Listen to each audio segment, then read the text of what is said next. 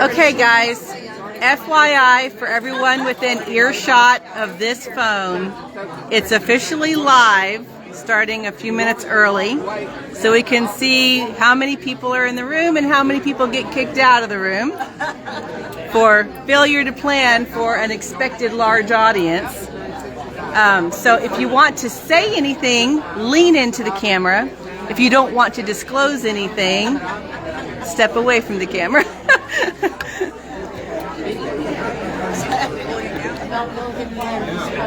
So this is supposed to start at 10 o'clock.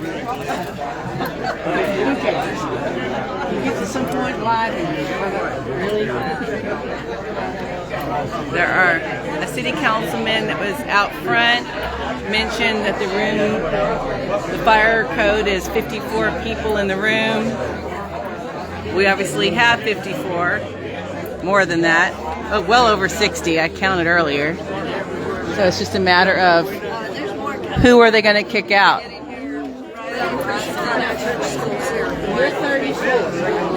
If you go to the City of Joshua Municipal Government page, you will see their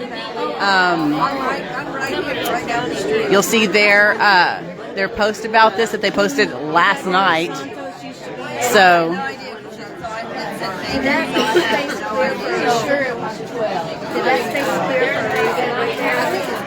I do not know. I don't know.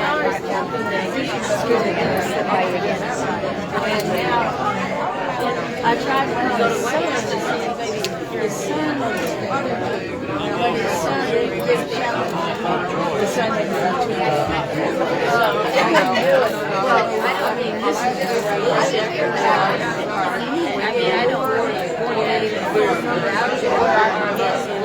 I've got your card. I'll email it to you. I just didn't get a chance yesterday. That's all right.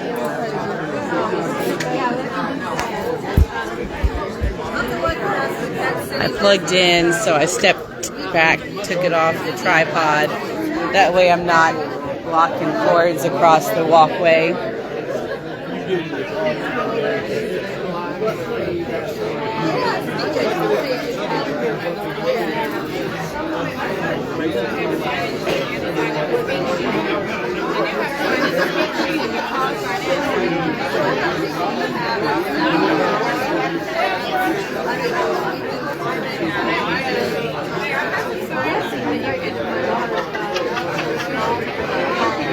So there is a sign-in to speak sheet.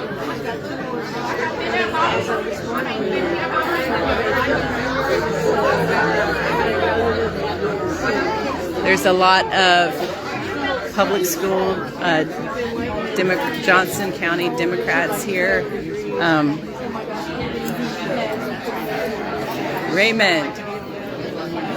Yes, eyeballs. Please share this post, share this stream to your Texas groups. They are going to be discussing the school choice issue. HB3 is up for a hearing on March 11th.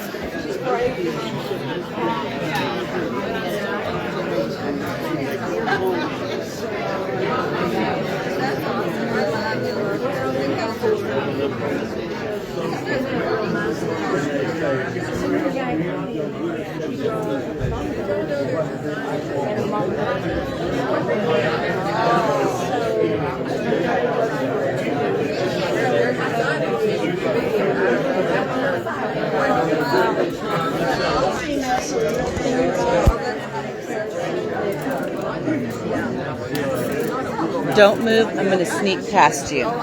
You're okay. Oh. Right?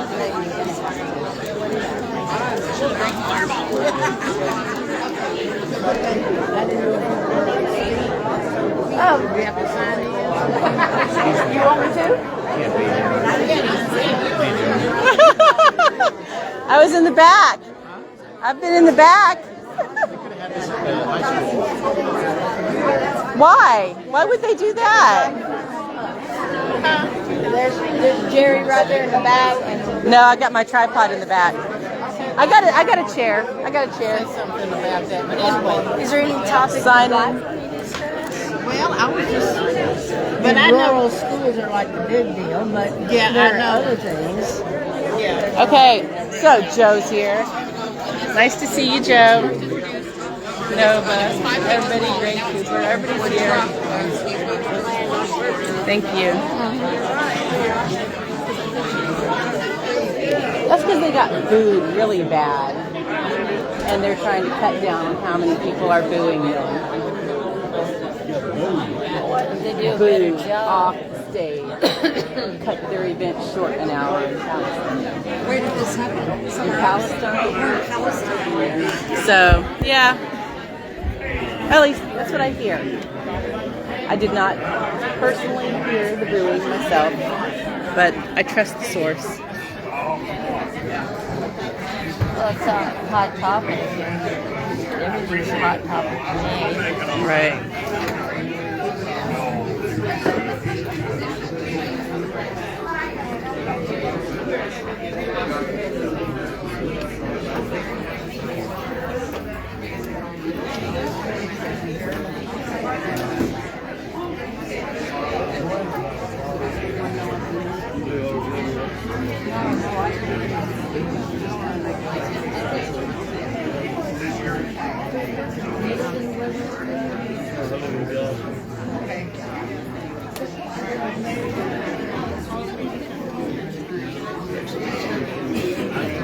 Anything you want to say?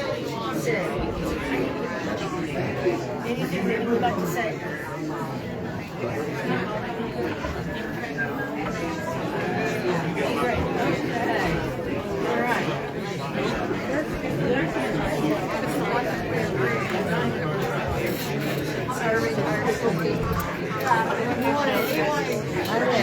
Hey, how are you? Good, thanks. How are you? Good to see you.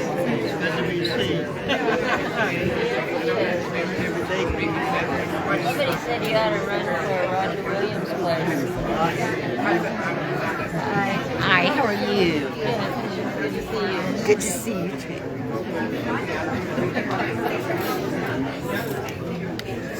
Good morning, everybody. Good morning. I want to thank you all for coming out this morning. I'm Scott Kimball, Mayor of the City of Joshua. Is that better? Can you hear me a little bit better now? Okay. As you can see, we have a very crowded room here this morning. I apologize for the pushing you all in here like a bunch of sardines, but we want to get as many people in as possible. We are trying to get the air conditioning working and it gets cooled down in here a little bit. Just in case, the fire marshal wanted me to point out the exit doors at the back and the exit door out here, in case of emergency. Thank you, Mr. Ledger. I appreciate that. We are excited to be able to host this town hall meeting for our state representative. It's an awesome honor. She has a lot of information about things that are going down. We do have a lot of people in here. Please respect each other. Don't talk over each other. Please be civil in the discussion. That's what we're trying to do, is to get information, and we want everybody to understand how things are going. With all that said and done, the person you really are here to talk to and hear from today is Miss Helen Kerwin, our state representative.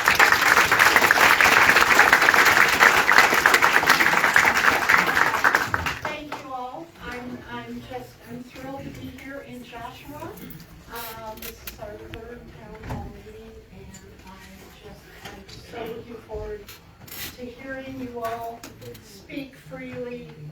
I believe in these town halls are supposed to be used for you to make suggestions, ask questions, say whatever you like. I know the issue that we're going to get into today is going to be school choice. I understand how emotional it is for talking about children, but I ask for respect. And I ask for respect for questions to and from. And I do not tolerate disrespect, and I will shut it down if there's any disrespect. Disagree, debate, do any of that. I appreciate it and I love to hear it. But please, please, please.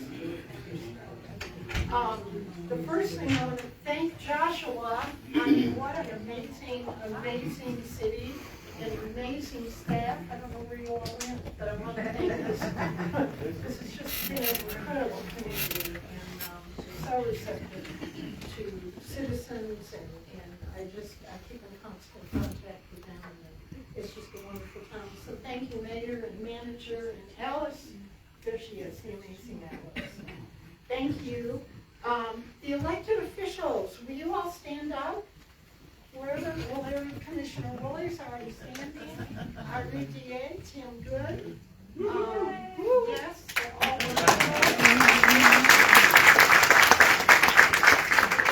well, there's Randall with our CAD is here. Wayne Boone with our CAD is here. Ella. Tina White. Yeah. Yes, Tina. Wilson, your school board. Tina, yes, with our CAD. Dean Wisdom's Joshua School Board. Okay, who else? Chris Laker, Mayor Godley. Where? Gabrielle, there you are, City Council, Godley. Yes, awesome. Yes. City Council Arboretum. Okay, welcome. Thank you. Is that all? City Council Burleson. City Council Burleson. City Council of Alvarado. And say hello, Robert. City Council of Alvarado. Okay, Alvarado. This is great. All these small towns are represented. This is so great. Okay, the next thing is, I just want to update you a little bit about what's going on in Boston. You all know we're in session. We have, at this point, filed 16 bills. We wanted to do 5, and then all of a sudden some good issues came in, and we had to do those next 5. And then I had constituents calling me from the district, wanting me to file for them, and I was thrilled to do that. So we are now at 16. It'll probably be 17 by the end of next week. So I am spending most of my time there doing that, but I promise you, at the end of session, I will be back out in the district visiting councils and chambers and of course commissioners court too. We have, I don't know if you all know about the committees in Austin, but we've all been assigned 2. And I got on the public education committee. So I am trying to catch up. I'm trying to learn everything I can about that. And we just had our first committee hearing last week. We've got 2 more next week. So I hopefully will be able to comment on some of your questions. But I also have someone waiting to come out to discuss that with you in just a minute. And he's the author of the education bills, and he was chair of the committee, I know, last session and maybe in the meeting before. And then I was also named to the Culture, Recreation, and Tourism Committee, which I'm really excited about. The culture in all the towns that I have in my district, and tourism, which is one of my favorites, coming from Glen Rose. So we're going to have our first meeting next week. So that'll be taking up a lot of my time too. So right now, 2 of my top bills are eliminate property tax. I have actually filed 3. They're all a little different, but I am determined. Thank you. I am determined to just flood the House and the reps that I know with this concept. Who knows how far any of them are going to go? None of us really know. We're just kind of beginning the session. But I want, Dwayne, do you want to stand up and say something about the current CAD? I know our bill, one of the bills I filed is to elect the majority of the CAD board members rather than have them appointed. We can't hear you. Can you use the microphone? Oh, this is on. That's not for here, that's for the recording. Okay, That's so the this- cities for the over. Okay, all right. Pick it up. Or sit. Yeah, just hold Okay, so this is not. That's not for voters, correct. Okay. You can Alright. sit I'll and bring talk that louder. closer maybe? Yeah. You wanna try moving that chair over and sit and get closer? And then sit in the chair. There we go.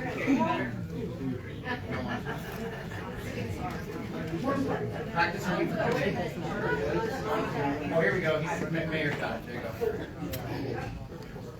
We're at the town hall for Helen Kerwin, Texas District 58. It is full. There's many people here. On both. Test. Awesome.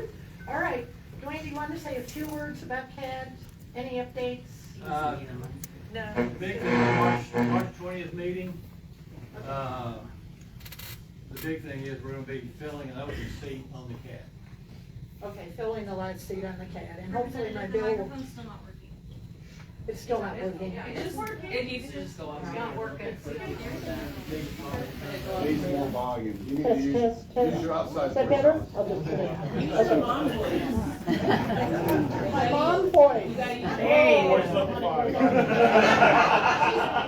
Oh, they all scatter.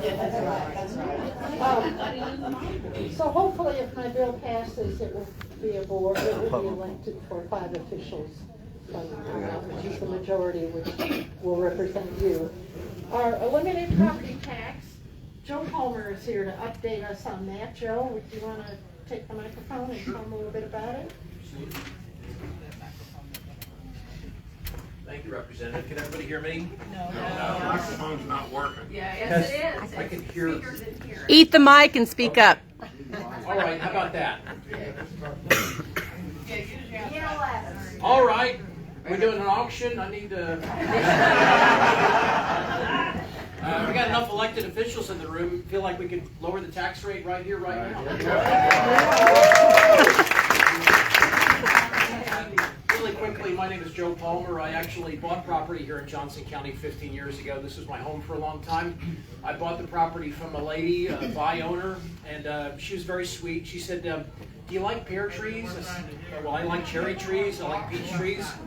I would love a pear tree in my front yard. She says, great, you're going to love these Bradford pears.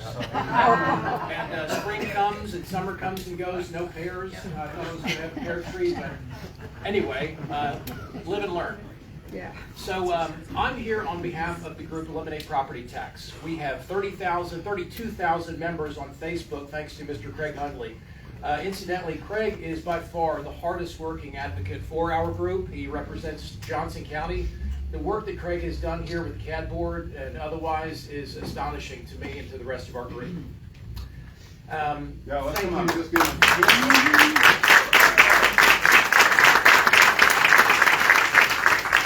Excuse my back. Hope you can hear me all right anyway. How many of you own property and pay property taxes? Now, if you rent, you pay property taxes. That's a sneaky fact. Right. What if I could offer you a system that would be more efficiently levied, that would actually provide more funding for schools and roads and hospitals and cops and fire and muni pension funds? Wouldn't that be great? We actually have this. This is called the consumption tax, and that is the bill that we are very grateful to Representative Kerwin for filing. It is House Bill 2220. And what this bill would do, you've heard of 30,000 feet. This is 60,000 feet. You've got a few minutes. This is SR 71 Blackbird, okay? So we're going to replace 60 plus taxes that we currently have, replace that with a consumption tax. Now, the GDP of the state of Texas is $2.7 trillion, all right? If we were to tax 7% of that and subtract 30 to 35% for essentials like medicine, food, and water and other things, we would have more revenue than we currently get with the property tax system. And here's what gets really good. Sorry about all your hard work, but we can close 254 appraisal district offices. And there's no need for any appraisals. This is a big idea. This is a big idea, but this is a place for big ideas. Right. This is Texas. And you don't need any appraisal review board. When you buy from cars to candy bars, when you go pay for something, you're accepting the value of that item. There's no need to protest. You don't lose a day of work going down there to protest. It's more efficiently levied. That money can go directly to the classrooms, directly to the roads, and we do need to fully fund our schools. Whatever the schools are, we need to fully fund them. My aunt lives in the house that my grandparents bought in the 60s. This year, she's going to have to pay almost the same amount of money to live in that house for 1 year, the house that she grew up in. than my grandparents paid when they bought the house in the 60s. It's insane, it's not right.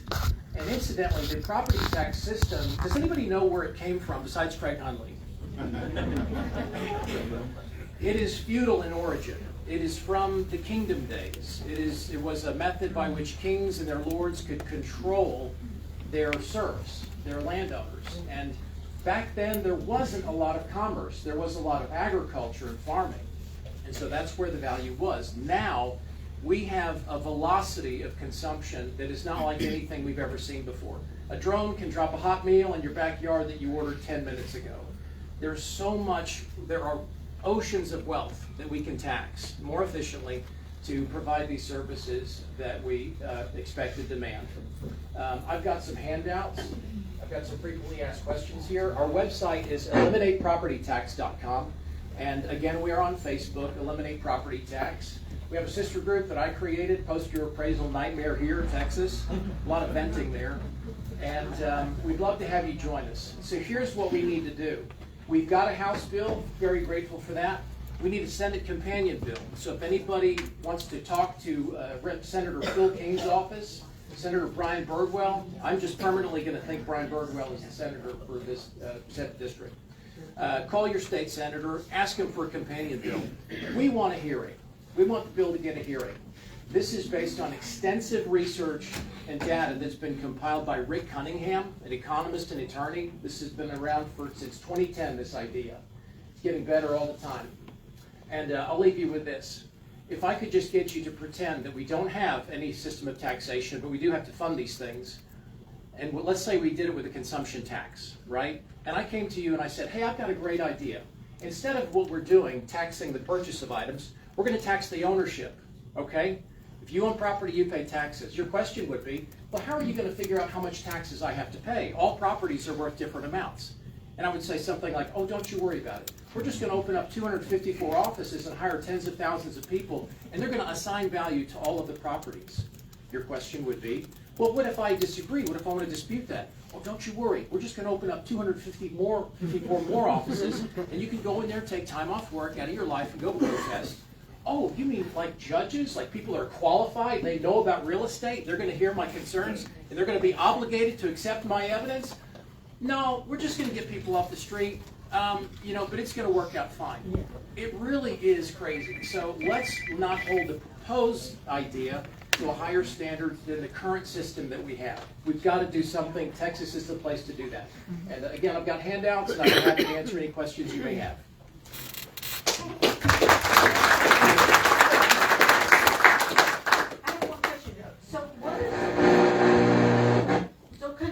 Consumption tax, you're talking about like sales tax, right? And second question, what if they were to eliminate property tax completely, they're estimating that the sales tax we would have to pay, new sales tax would be. Thank you for the question. How much? That's an important detail. So what we're saying is 7%. The data shows that just 7%, not 7 on top of the current sales tax of 7%. 6.25%, 7%, depending on what it is. It's just 7. That 7 replaces the existing 7. The reason we can do that is that it's a consumption tax, not a sales tax. Unpopular part of the idea, we're going to have to tax some of the labor. If you call an electrician, a plumber to come to your house, those labor items are going to be taxed. That's how we broaden the base. But again, what we get in exchange for that is true property ownership in our lifetime. So we're currently, a lot of us are paying 8-point-something% sales tax. Right. So you're saying that. And so that's on items. When you go buy products, you pay sales tax. The consumption tax, the difference is it's tax on items, products, but it's also taxes on services and things that are not currently taxed. And it would only be 7 on, if I buy a candy bar or a pair of socks, whatever, socks. Currently I pay 8.25 or something like that. We would only pay 7. It would be just 7%. That's what the data shows. But, yes, but again, it's going to be taxed. It's taxed not, the reason it works that way is that it's taxed on things that are currently taxed, but it's also taxed on things that we consume additional, right, that are not currently So taxed. it's an additional Groceries tax. would not be taxed. It's an additional tax. You're wanting to levy additional taxes on top of the sales tax, but on labor and consumption. So, That yeah. raises the effective tax rate. 8.25 plus 7 is 15.25. No, it would not be an additional So amount of who's getting tax. taxed then? So we would all pay sales tax on sales, but we would also pay a consumption tax. So we're paying taxes still, instead of our property paying taxes to fund the services. That part's true. Instead of paying taxes on the property that you own, you're gonna pay taxes when you go to buy things. Yes, so every day my property needs repairs, I'm gonna get charged. Who knows, by the labor people, they're gonna charge me higher to make up for their margins. The end consumer always pays the tax. Right, so you're just reorganizing our taxes, making us pay That's more, fair. and just messing up the current system. It's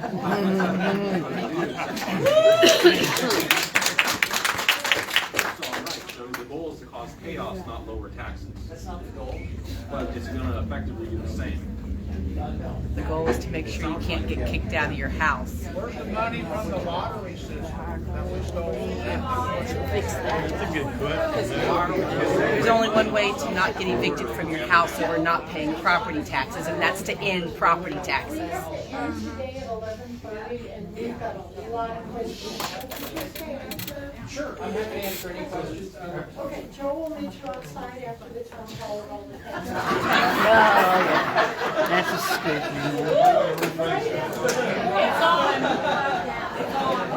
Joe can take the heat. I have a name from Dana Ames. She is, I think all of you know Dana by now, the PFAS forever chemical bill that is waiting to be assigned to a committee in Austin. That Dana has been doing 3 years of work on, along with Commissioner Lori. Troy isn't here. Constable Troy Fullerton. She's just here to update you a little bit on this. Hi guys, quick update, obviously we did, and I don't think I need a mic. Flowers. Yes, where are my flowers? We did get a bill that was put together for our PFAS contamination issues here involving the contaminated biosolids. It is 1674, yes. House bill, yes, and we have a companion bill too. From Senator Sparks. That one's 886. 886, 2886, I think. 886. Okay. And so anyways, just a quick update. It's looking really good. As Helen said just a minute ago, they've gotten committees put together. We've gotten a lot of support, y'all, a ton of support from other legislators, and so we're very optimistic, we're very hopeful. As you know, our commissioner's court, our county judge requested a emergency declaration for Johnson County. The reason for that is basically for us to figure out how far out this contamination has spread. We need to do more testing. It's expensive, and we need somebody more than just me and a couple of scientists to truly address that. The cleanup as well. That's another thing. We don't want to leave this stuff on the ground.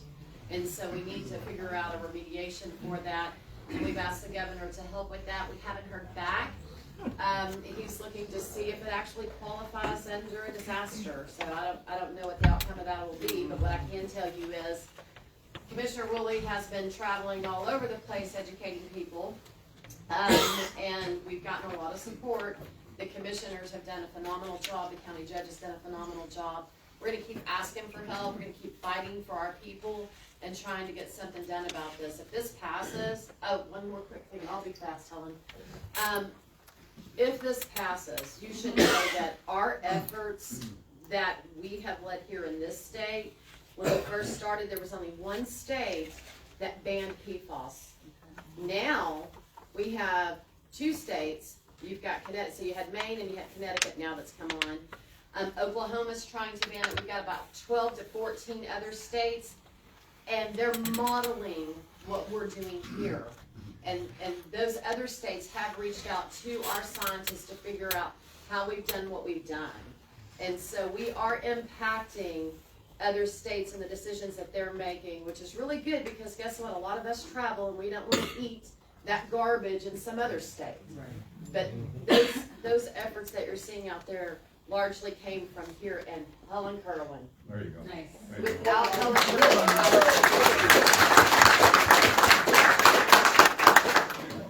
Is this on? Can I ask one quick? I'm just the messenger thing. Ellie and you guys, I know I'll get to Larry, but I mean, you guys have been doing the work for 3 years, so. And did you tell about the Senate bill, Kevin Sparks? I did. Okay, so maybe in a couple of weeks, that will hit committee and a hearing, and if it does, we are well on our way, I think. Yes. So that was great news. Go ahead, Larry. We also have a total of 8 counties that have now also adopted a resolution supporting this legislation and supporting our efforts. 8, including us, with 2 more in the works. So that would be 10 counties, basically in the north and east region of the state that are showing some real terms of solidarity in approaching this. We appreciate that as well. And the traction it has gained in the media has been incredible. Where Dana's interviewed, I've interviewed, New York Times, papers all over the country, even in Washington D.C., we're getting questions. So I think it's going to happen. Who knows if it's going to be this session or the next session, but I think we're well on our way. I even talked to one journalist in London, England. Oh, you go there. Okay, now we are going to discuss the issue of the day, which is school choice, HB2, HB3. I have learned there are so many questions that I asked the author of the bills to come speak to us and answer your questions. He is here right now, Chairman Brad Buckley.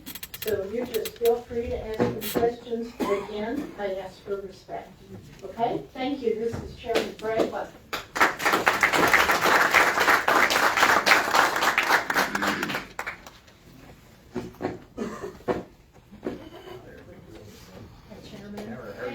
Thanks for, you bet.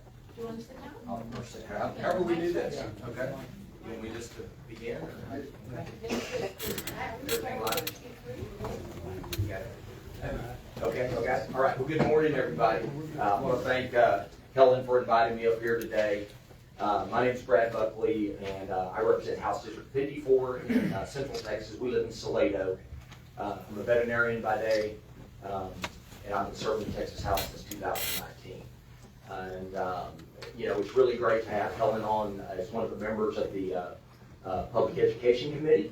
So what I'd like to do is I can walk you through what we have filed and what's been proposed, and then we can answer questions if you like, and just have hopefully a good discussion about what we're doing and kind of where things are going.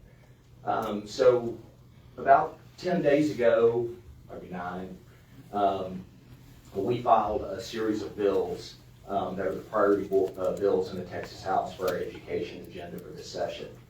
The first bill I'll talk about, and I'll go in order, is House Bill 2. House Bill 2 is basically a school finance bill, and it's a funding bill for public schools.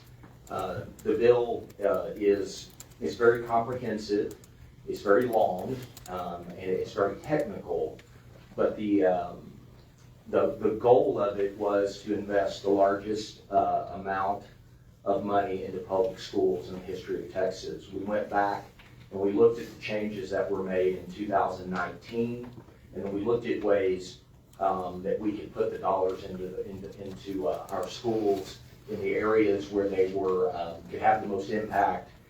First of all, just to help recover from the inflationary environment that we've all suffered from over the last 4 years, but then also make sure that teachers get a much needed pay raise, and specifically work on smaller and mid-sized school districts in their funding model, and then finally for everyone a significant increase in special education funding. And so the bill does that and more, but those are the areas I think that are most the biggest amounts. We also do some of the merit pay work by teacher incentive allotment. Many school districts, we're up to 126 districts now, and there are several hundred more that are either in the queue or in the process of coming online. And there are 2 districts that have it operating in my house district. One has 44,000 students, the other has about 1,800, and both are wildly successful. And what you see is you see teachers that are getting the best results. You see them earning anywhere from $8,000 to $17,000 bonuses. The bill as written now would expand that to where we could have up to a $36,000 bonus for real high-performing teachers. And the goal is to get our best teachers paid 6 figures and keep them in the classroom. Right now, teachers, often they can do something else. My wife is, oh, there she is. She's here. She's been in public education for 32. She'll like me to tell you how long, she'll do the math. But 32 years, and you know, we want our best teachers in front of kids, because that's how you get good results. So House Bill 2 does that. It increases the basic allotment, and people talk a lot about the basic allotment, and that's sort of that base money that our state spends for our kids. But inside that increase is the teacher pay raise. And the reason we did it different than the Senate is I wanted to make sure that we make certain, and this bill requires the pay raise for teachers, counselors, and nurses, but also custodians and cafeteria folks and bus drivers and everybody else. We want to make sure also that districts have flexibility. Because what you need in Joshua is maybe something, you know, different than you need in Salado, that you may be different than Austin. I promise you it's different than Austin. And, you know, and so you look at the size of the school districts across the state, you got to have some flexibility. That's why we spend about $3.2 billion in the basic allotment. The total packages that we will offer for public education will be over $9 billion in new money. There's been $83.5 billion appropriated to date. The budget calls for about 4.9. We're working on adding to the 4.9 up to 9 plus. And so that's where we stand on House Bill 2. House Bill 3 is the House version of the school choice bill. It's a bill that prioritizes special education students and low-income students are the top 2 priorities in the bill. And the top 3 priorities of 4 are all income tested.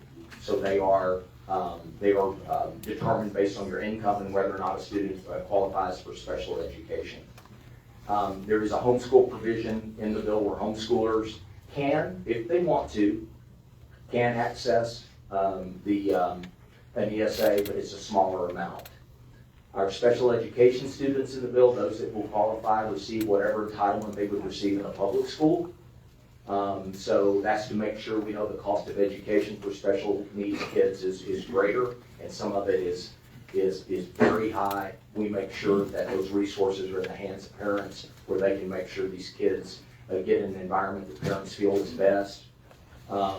If your student is not involved in special education, then they will draw down 85% of the average per pupil funding.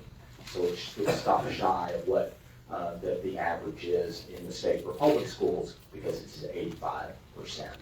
There's accountability in the bill where children in private schools take a test. They have to be tested, and to make sure that the kids are learning. That's the goal, that kids learn. And we also have transparency in the bill where there is audits of the accounts. There's oversight. It's not run at all by TEA. It's run through the comptroller's office. And then there is a platform that sort of holds the money like an HSA account like you do for health insurance. And so no one ever receives a check. It's a platform that sort of highlights what parents can use those, and parents can direct those funds in the manner to an approved provider, whether that be tuition, whether it be therapies, occupational, physical therapy, behavior resources, additional tutoring. Parents have control of that. And that's sort of the nuts and bolts of how that works. We also filed HB 4. So we've got 2, 3, and then 4. 4 repeals the STAR test and reforms the accountability system. It's the STAR test is required, not the STAR test. and assessment is required because of No Child Left Behind Act that was passed at the federal level. And so if we're able to, we passed the bill like 3 times since I've been there to quote ban the STAR test. The problem is you're outside of federal requirements and you lose $6 or $7 billion. So what we're looking to do is right now we feel like we overstress our kids because we have one test one day. So we get revved up and all of a sudden, I remember my kids were little, it's like, no Pop-Tart this morning. Dad gets up early, makes the big breakfast. We all get our Star game face on. We go in there and do what we can do. And but what this does is it breaks it down. Our districts are also now forced to do all sorts of assessments throughout the years, map testing, benchmarking, and a lot of that's to inform teachers immediately. But it's also the end game is where our kids, how are they going to do on the STAR? And so we're going to come up, we direct the agency to do that, to use more norm reference testing, more benchmark testing, and then make our accountability system reflect all of that. Make sure that our districts are getting credit for the good work they do. Not just one test one day, but also that this work of bringing these kids along, some that are really behind when they get to us, that we really reward those districts for closing those gaps.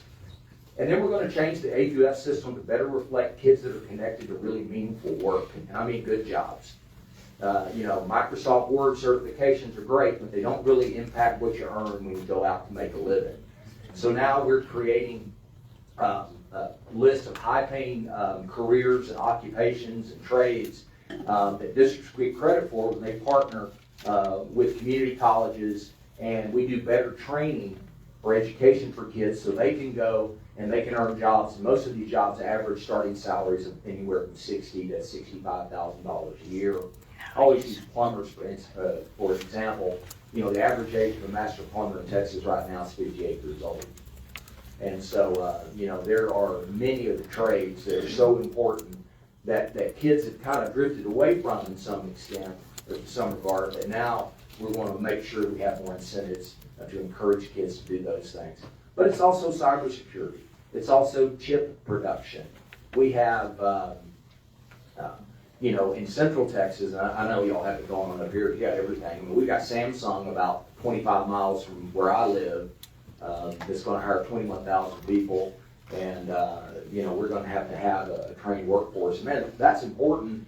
We're the 8th largest economy in the world. We're approaching number 7. And we've got to just make sure that we have all the processes in place, programs to make sure our kids can take advantage of that. And your college pathways will remain the same. We're also going to do one more thing, and I think that's really important in that bill, is it's better now since we have a new administration, but recruitment for our armed forces over the last 4 years has been an all-time low. And so in my bill, we incentivize junior ROTC programs in our high schools. And we make sure that we incentivize them by giving grants to help start a program, but then also allowing the military readiness component to count towards their accountability. What you measure, you get, typically. And right now, if you look, recruitment is starting to tick back up. And I think if we give our public schools a little help with that, you're going to see more and more youngsters decide to serve in the armed forces. So we're really proud of that as well. We have 2, we have 3, we have 4. House Bill 5 was already taken. So we had to skip and go to House Bill 6. House Bill 6 is discipline reform. We go around Texas and talk to teachers. They want a raise and they need a raise. But probably number 1B, or maybe 1A, however you do it, would be discipline in the classroom. And right now we know that too many of our teachers find it difficult to maintain a safe learning environment for kids. And so we're rewriting Chapter 37 of the Texas Education Code. You'll hear people talk about Chapter 37 reform. That's Austin speak for discipline. And so that bill will come to the committee here in the next few weeks. And then we have got to make some changes. What we've seen in discipline across the state over the years, if you go back and look, it's like a pendulum. It's like we have really, really strict discipline, and then it kind of eat this way, and it's just gone too far. You know, it's not a, it just needs to be fixed. And one of the things we find is that sometimes really violent students, teachers have a problem getting them removed from the classroom. We had a teacher in Corsicana that took a chair to the eyeball and knocked her eye out. And because of the child did have some special education, it did qualify for special education, removing that child is a big problem. And that's unsafe. Now, I'll never advocate that a kid be removed from a classroom simply to go somewhere where they can't learn. We can't do that and shouldn't do that. But what we can do is make sure when they're removed from that environment so the teacher's safe and those other students are safe and they can learn, that we will provide, we need resources to figure out why. I don't think any child comes to school wanting to be that disruptive. There is something there. And folks, I'm not sure I can pass a bill to fix all of that. That's going to take all of us in here. It's going to take our churches, our community groups. It's going to take neighbors. It's going to take communities to fix a lot of that. But we can make sure that we have safe classrooms and that our teachers are safe. So House Bill 6 will do that. We have, now we're going to skip up House Bill 120. House Bill 120 is career technology education reform. We're going to put more money for P-TECH. Those are early college high schools for basically that deal with technology and healthcare, things like that. Again, we want to focus in on making sure kids have great credentials. These credentials are certificates or credentials of value where they can use that credential to work a good job, but it's also stackable. It means you start here, you can get more training, stack another one on top, get a better job, stack another one on top, get even a better job. It is a path to a great career if you want that to be, but it can also be a path to do that while you put yourself through college. And I see lots of kids that do that. And the best thing about that is that kids that can do that come out of college with less debt. They're not burdened by all that. And so these things are not mutually exclusive. We're also going to make sure that small districts in Texas can partner with each other and have the money so that if one district has a career technology program and really some high-end welding or pipelines and things like that, that the neighboring district doesn't have to reinvent the wheel and do the same thing, where they can focus in on healthcare technology or cybersecurity or semiconductors, and then they can share that. We have one stood up in the Rio Grande Valley. It's called the Zone, and it's a 5-county kind of a co-op, for lack of a better term. 5 counties, and they work together on this. But what they do that's most important, they go in those counties and they find out who's hiring what the jobs pay, and then they educate students to do those jobs. And in rural Texas, one of the problems we have is kids grow up and they leave. Well, rural Texas is where real Texas values live. You know, the things that I believe in and that the way I raise my children, they live in rural Texas. And we need more of those youngsters to stay. And so we want to make sure that, again, another way to have meaningful work for those kids. And then finally, we have House Bill 123, and it's for early childhood literacy and numeracy. 3rd grade is the key. If a child is on grade level with their reading by 3rd grade, their likelihood of having academic success just goes through the roof. And right now, about 50% of the kids aren't where they need to be in the 3rd grade, and that's a challenge.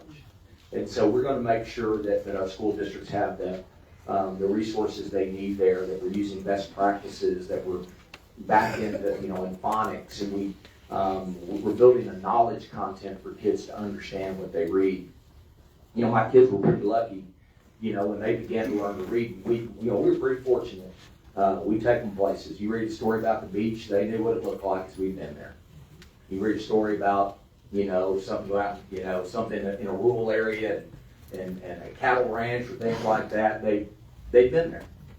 A lot of our kids don't have the knowledge base to have significant comprehension, but there's a way to fix that.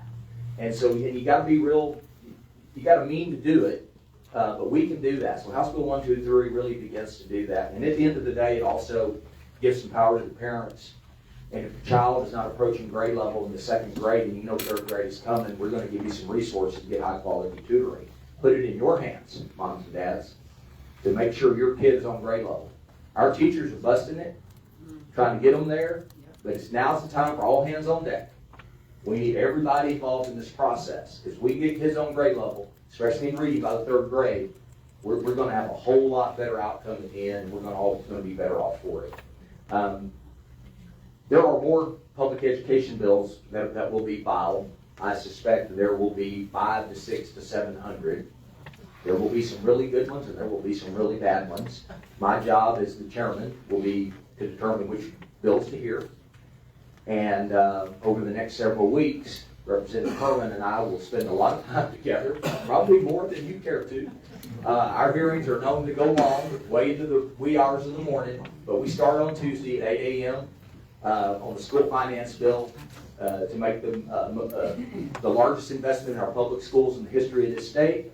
On Tuesday, we're doing invited testimony only. Bear with me, that's okay. We're going to bring in different panels of folks that are experts in the different areas of the bill to inform the committee on what we could do to do it better. What do they like? What do they not like?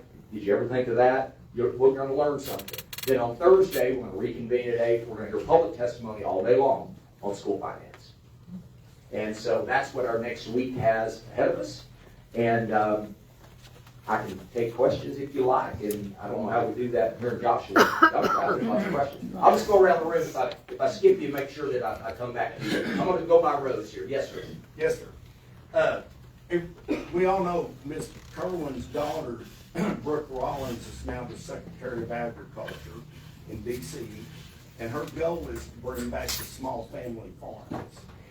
And what have you got in your bills? Of course, you're a veterinarian, and I got a granddaughter who wants to be a veterinarian. We need help. Tell her to hurry. And so what's in the bill to fund more of the CTE? Well, how much have you got you're working on to get to the CTE and the ag programs? Well, that will be in House Bill 120. And that bill, I believe, is worth about $180 million. Now, that's stackable. We're already spending a certain amount, which I can't tell you exactly how much on that specific section right now, but we'll stack that on top. And what that will do is to make sure in areas where family farming is crucial, that will be an area that we'll focus in on for that career and those technology courses. The other thing we want to do is we're going to connect our public schools like TSTC. Yes. And we're going to connect on community colleges. And in my brain, I want to create kind of a 5th and 6th year. What I mean, you have 4 years of high school, and then a 5th and 6th year you can do a community or community college or TSTC, where they can really hone in on things, on the skills they need, whether it be and if the area demands it, then that's what will be provided. And the reason TSTC does so well is it's all outcome based. If the kid doesn't leave there and get the kind of job they promised, then TSTC doesn't get paid. And so that's, if you've never visited TSTC, there's one in Waco. They're really good at what they do, and that's kind of the model we're moving towards. And we had, yes, sir. I'm going to keep working back, I promise. Thank you for coming here, Sure. Chairman. It's in your district. Thank you. Call me Brad. My wife's here. She doesn't call me Chair. Trust me. You don't know what she calls me. My company's Sparky. From Christmas vacation. I've spoken at your committee last session. On HB3, section 29.371, page 2829, it talks about annual reports.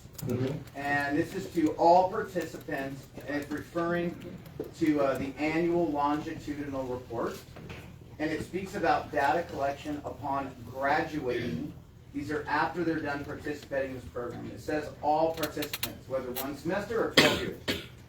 Based on the surveys of the former participants and the other service to the organizations, the #1 percentage of children participating in this program who, within 1 year after graduating from high school, they will survey college career readiness. Now that's a long list, I'm not going to go through it. And they will use analytical behavioral science methodologies to ensure public confidence. They must cover a period of 5 years. Remember, this is upon graduation. and this shall be posted publicly on the comptroller's website. Are things like this during committee open to be discussed about protecting this kind of data and stuff like that? Because this, I come to your committee, I've come to your committee a lot, and I fight tooth and nail to help them, help schools. I have my kids in a private homeschool co-op. This scares me to death. Yeah. How should I look at something like this? This is why we have committee hearings. Okay. And what I mean, that's the process. And that's what happens a lot of time is a bill gets filed and then we sort of stop talking. You know, we have the process. The reason I'm here today is to hear from you. I was in my district, did 2 nights this week, and I tell you, some of it was really good and some of it was a lot of screaming. You know, and you know, that's not productive. That's why we have our hearings. Our hearings are about to inform the committee. That's why we'll spend 2 days this week on House Bill 2, because it is seldom a bill of that size will actually be voted out in the committee with the same thing that it enters with. And when you come in and say, you know, hey, I'm one guy, and there's other people that help me, and I'm not kidding, I never thought of that, or I didn't read it that way. What can we do to assure you that we're not going to, you know, drive ourselves too far into your business? Right. And so that's why we have hearings, and everyone is welcome. We have to have them during the week. I know everybody's got to work, and that's it. But you can watch them online if you're bored. You know, I mean, they're not. Sometimes they're entertaining, but sometimes they go long. But you're always welcome to come, register. We always take the testimony. We always hear from you. You just be prepared for a long day, because we just kind of take them in order that you get there. So, but that's why we have hearings. Yes, sir. Okay. I'm going to go back.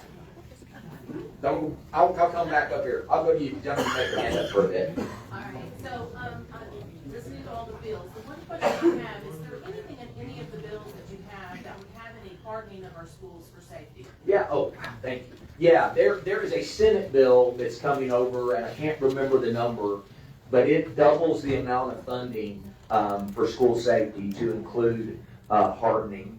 Our districts right now, we survey across the state.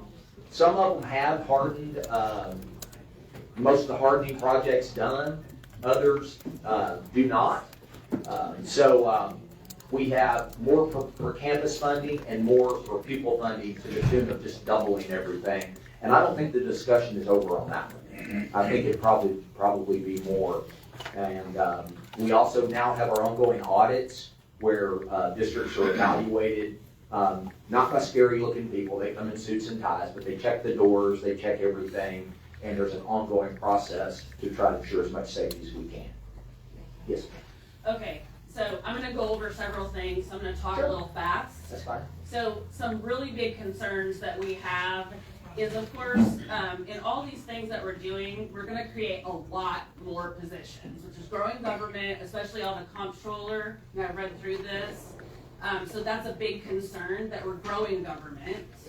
The testing issues, I think that goes back to the whole thing that we're spending way too much on vendors. I mean, this has become a business making money off of our kids.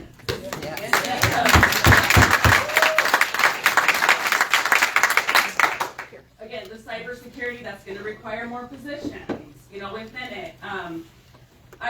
More requirements.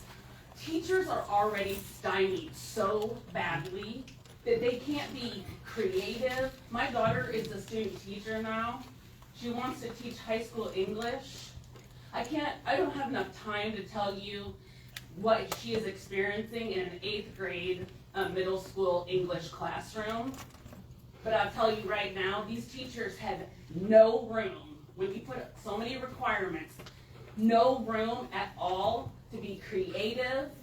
And you're going to keep teachers that don't care, and the teachers that do care are going to leave, because all these requirements, we have got to change that. Teachers have nowhere to go because these teaks are so horrible. Okay, the college system is broke. My daughter is currently attending Carleton. The educational system there, or the education program and the nursing program, are in complete shambles. They're in danger of losing their accreditation. My daughter has been screwed around so many times. Right now, she's taking a class that they told her she didn't have to take, and then she did have to take, and then she didn't have to take, and then she did have to take. And they said, yeah, you have to take it, but we don't have staff for you. And she said, let me see if I understand this correctly. I have to take a class that I have to pay for, and you don't have a staff to teach it, and I have to teach myself. And they said, yeah. Tuition is out of control. This has turned into a business, not an educational system. So we have got to.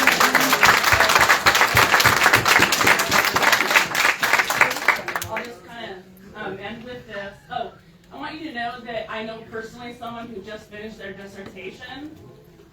They wrote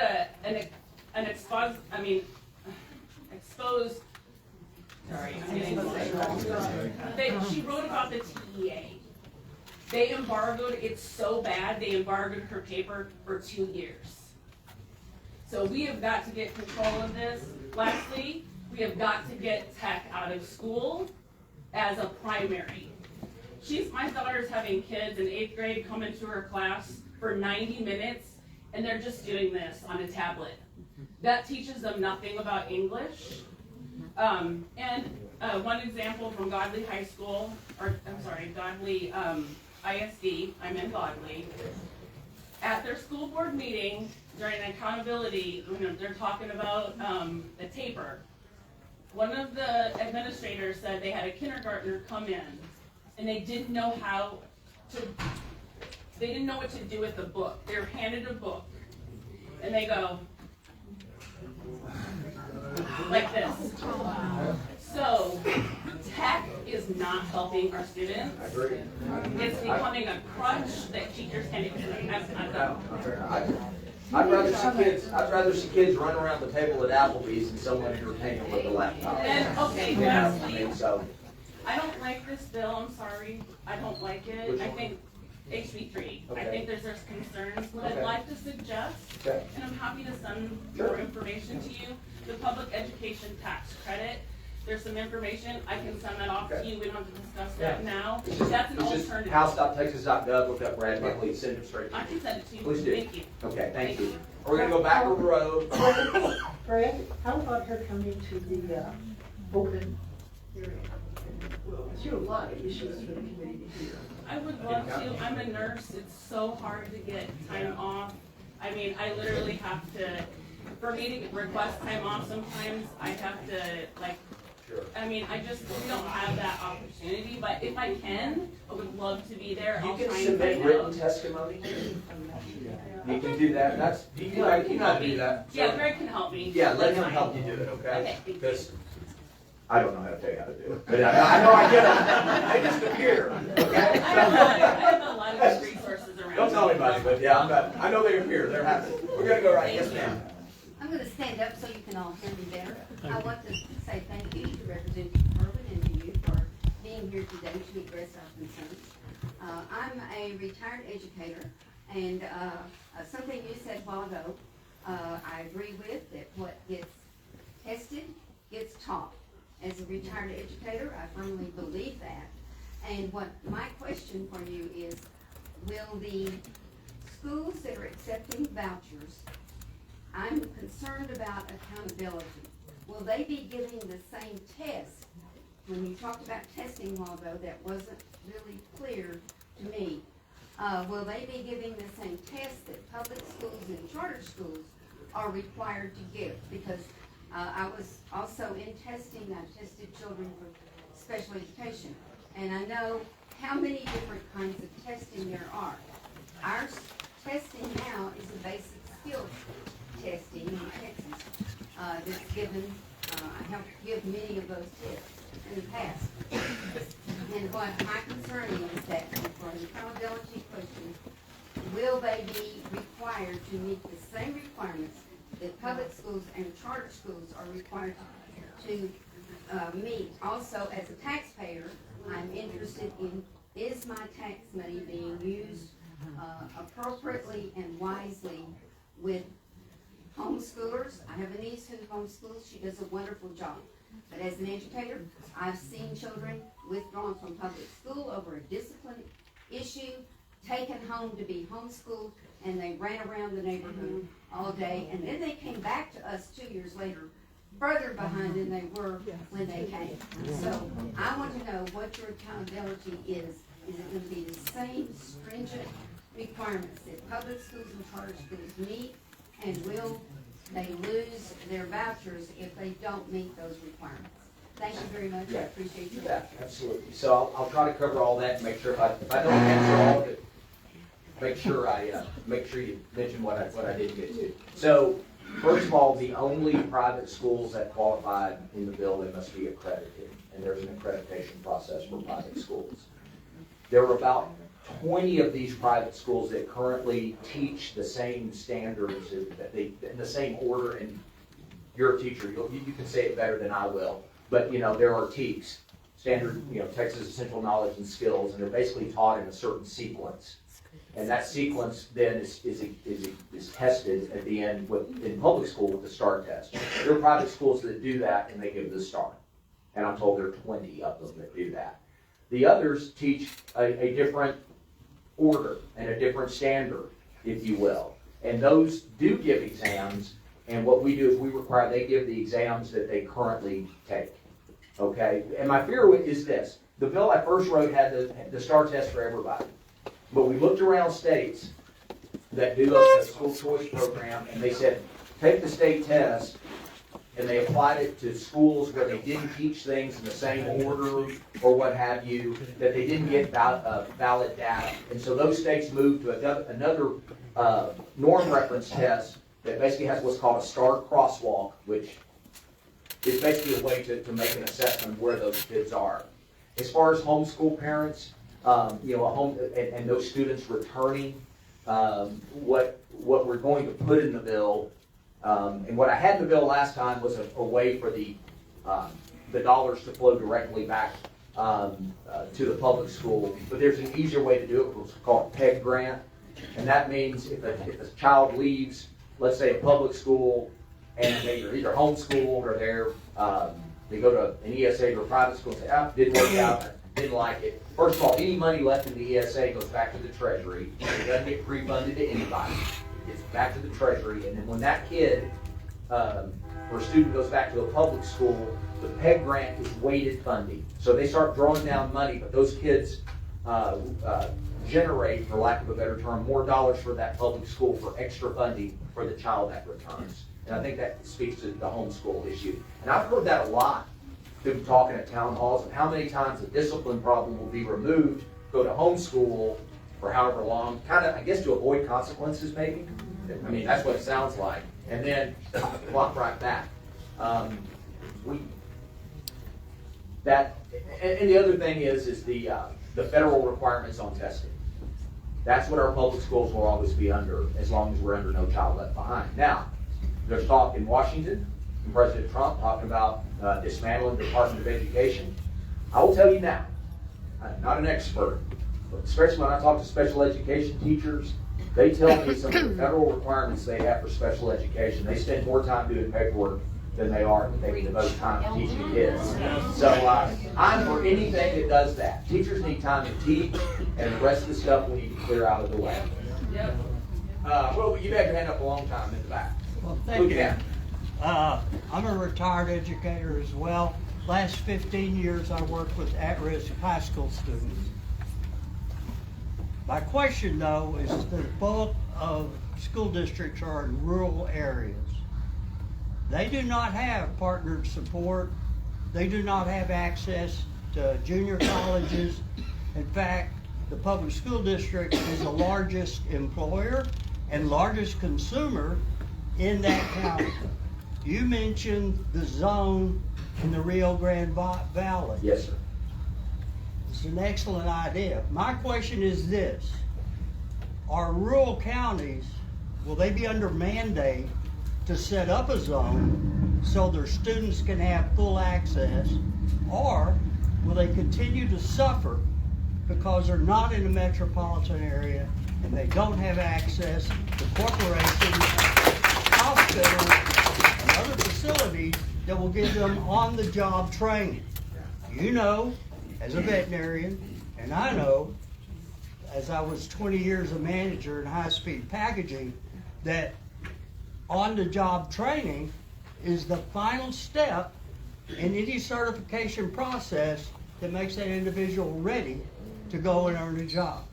So if it's not in the bill, what is your option on that? Well, you are right. The final step in our bill is an Tell my wife. internship. I'll tell your wife, you're always right. You'll tell mine, I'll tell yours. Okay. But yeah, you're right. That is a key, kind of start where you ended. That is a key piece. And we do require these high quality career and technical education programs have a real meaningful internship, externship, OJT component to it. And that's really that connection of a kid to a job. You know, because I get to kind of see how they're doing, the employers did. So in rural Texas, here's the thing. We don't mandate it, but right now there's a cap on how many of these zones are. It's called RPEP, Rural Pathways for Excellent, Rural Partnerships for Excellent Pathways. And so we call that one called RPEP. What we do is we take the cap off. There's no limit to how many of these can be formed. And the good news is that those that have done it well are now helping other rural counties do this. Here is our biggest problem. In some of our areas that are very rural, it is finding those types of real world experiences, enough internships, externships, and that's the part we still have to grapple with.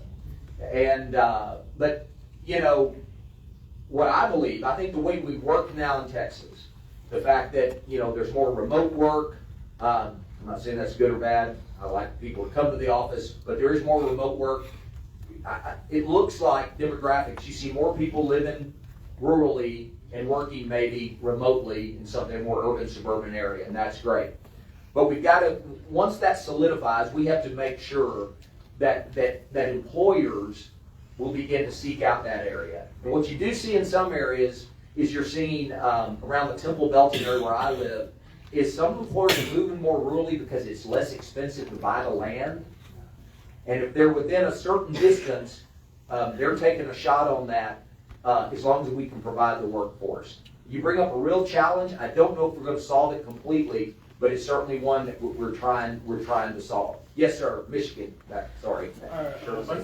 Thank you for coming here. Thank you, Ms. Kerwin, for inviting this gentleman here.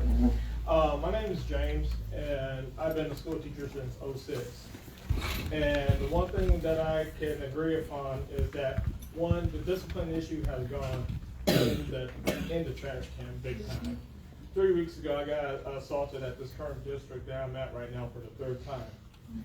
And because I refuse to give credit where credit's not earned in regards to grading, my principal has moved me from my campus to another campus by permission of the district, because the parents they don't want to accept that their child got a 40 on a test or maybe a 50 on an assignment. You know, if you don't do the work, you don't get a grade. And so, you know, I've been told multiple times, if you don't do no work, just give them a 50. No, you're still copying them. And a lot of the racial comments that I got for not kissing up to the establishment per se, I have been threatened. I've been assaulted by a parent back in October for giving her daughter a bad grade. And now, because I refuse to,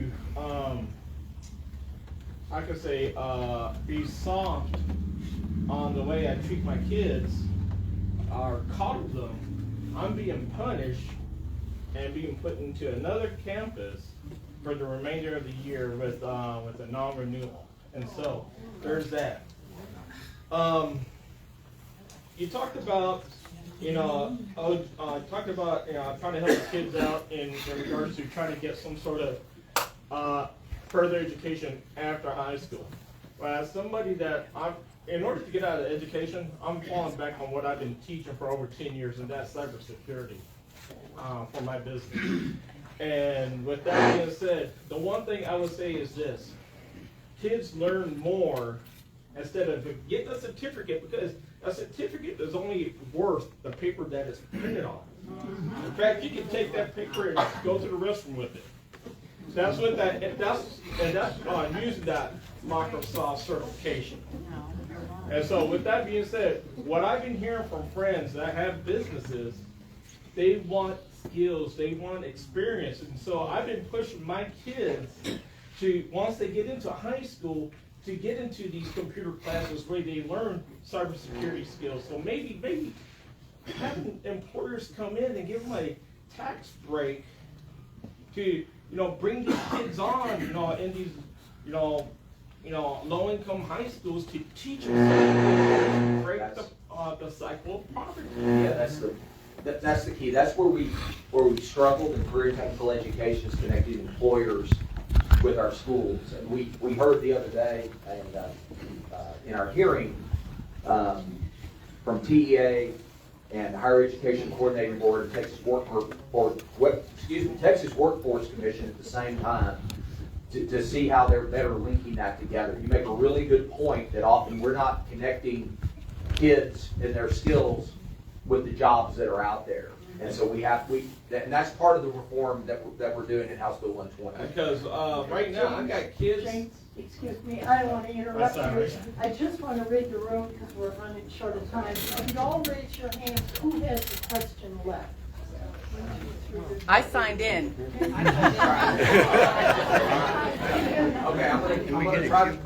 Here's my problem. I see your hands, and I answer one, and I can't remember who raised their hand. So, I'll have you take this time. I'm gonna start. I'm gonna let you pick the question. Yeah, you know people by name. Better not. Time, and this is going so well, and I love all the information. I'm just asking if you can limit it to a question, and then when we get all of them asked, we'll circle back. Is that okay? Maybe a minute. Is that good? Okay. Me? Yes. All right, Amy Teal. I was looking at the bill. Number one, Teal, HB3. Okay. HB3, the bill. I'm not seeing a fiscal note or analysis on this one like there was on SB2. It hadn't been produced yet. That's convenient. And then, there will on, be, excuse me, there will be one before we have it. Okay, and on section 7, it says the Comptroller of Public Accounts shall adopt rules as provided, but we don't know what those rules are right now. Is this one of those things where we have to pass the bill to see what's going to be in the bill? No, not at all. So the rules will be made public before the hearing on the 11th? No. We take up the bills. Every bill has rulemaking provisions. That's how legislation works. Mm-hmm. And then the nuts and bolts, we direct the comptroller to do that. They'll set the rules. First, they don't write any rules until the bill passes. And the rules are informed by what the bill does. And then once those rules are written, it's on whether the bill is 1 page or 1,000 pages, the rules are written by the agency responsible. They're put out to the public. There's time to comment on them publicly, and then those rules are adopted by the agency. And that's what that Those section rules does. are what bite us in the butt. Okay, I've heard nothing about physical education. Is there anything in there about getting kids healthier? Well, that's a great point. We require a certain amount of physical education. In Texas public schools, it is undoubtedly the truth that our kids are not as healthy as they used to be. And there's lots of reasons for that, but that's a great point. And I think some districts do that very well. I think for their physical, in a sense, and also their mental health. One of the other things we'll take up during the session is banning of all cell phones. And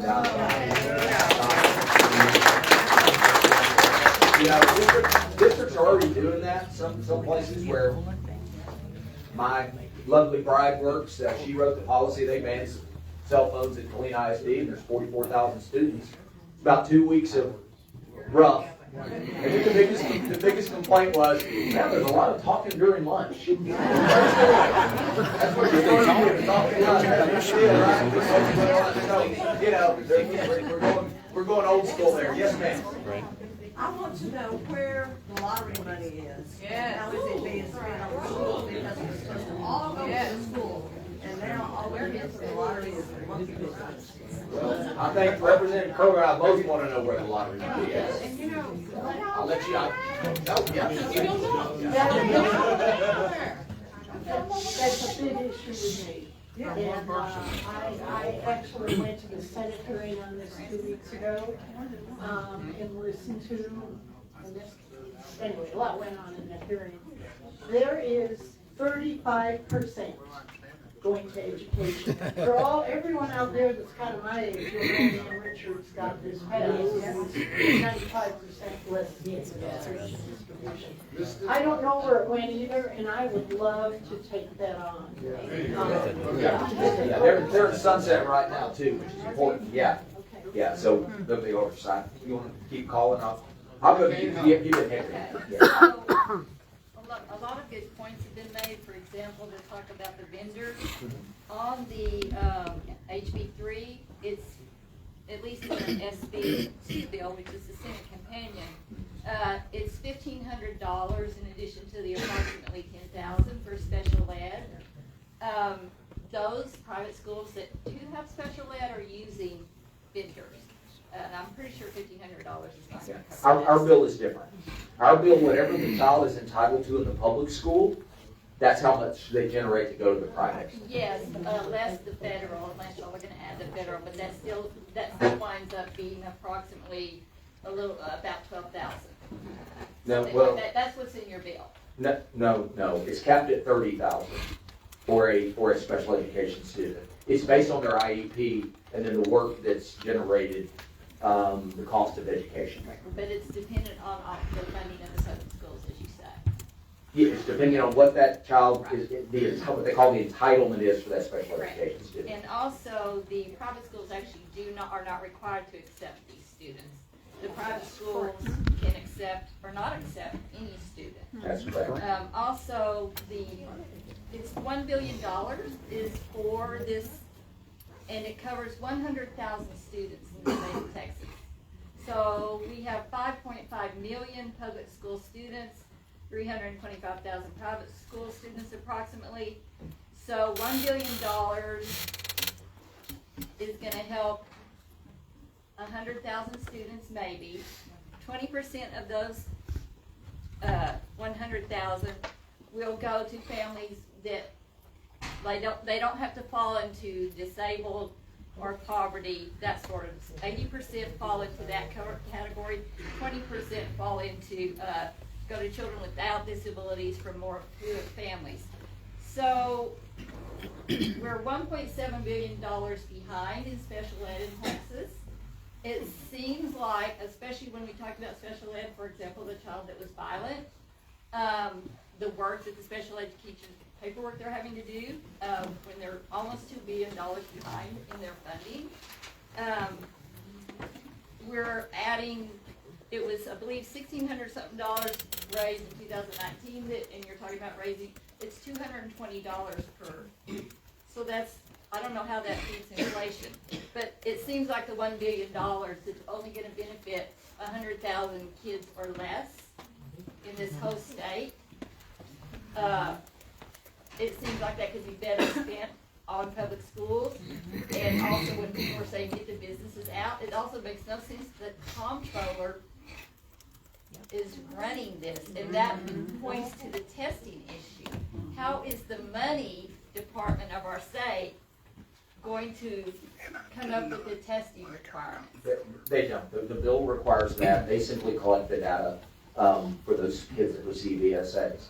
Second, House Bill 2 that we talked first, you talked about a $1.7 special ed funding gap. Our bill actually spends $1.8 billion more money for special education. Make up the funding gap. We're going to start. I think 1.7 is actually a low number. I think it's higher than that. Then on the 100,000 is realistically from both of your districts, how many of the students, the public school students, that are not already attending private school, because also one of the issues is if you left private school and then you went back to public and now you went back in, you get a priority also on that. That's in number 2 under your eligibility of children. No, it's Eligibility not. grade. Number 1 and number 2. Priority number, oh, okay. Anyway, so my question is to both of you, realistically, in your district, Representative Kerwin, and your, by the way, thank y'all very, very much for coming today. How many students do you think in your 2 districts will actually get to take advantage of this program? I'd love to take that one. Just simply because our school districts, the 9 superintendents I've met with, are wonderful. And I honestly don't think we are going to lose that money. The original concept of this school choice way back was for the inner cities, Houston, Dallas, and for those low-performing schools that didn't need to continue public education. So when I look at the quality of education in District 58, I just don't think there's going to be that many. Okay, I don't think you answered my question. That's why you Is how voted for many the do you man. think in District 58 Me. will be eligible, will actually get to participate in the voucher program? That's my Oh, I question. thought you meant how many would go. No, ahead my with it. question is how many Okay. do you think will get to actually apply and then get? I don't know. I'm gonna have to get back to you on that. I'll talk to the superintendent again next week. Yeah.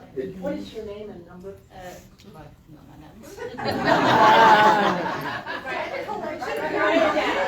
I can write it down on your list. My name is Cindy Fountain, and it's on the side. I know her. Cindy. Cindy Fountain, like a water fountain.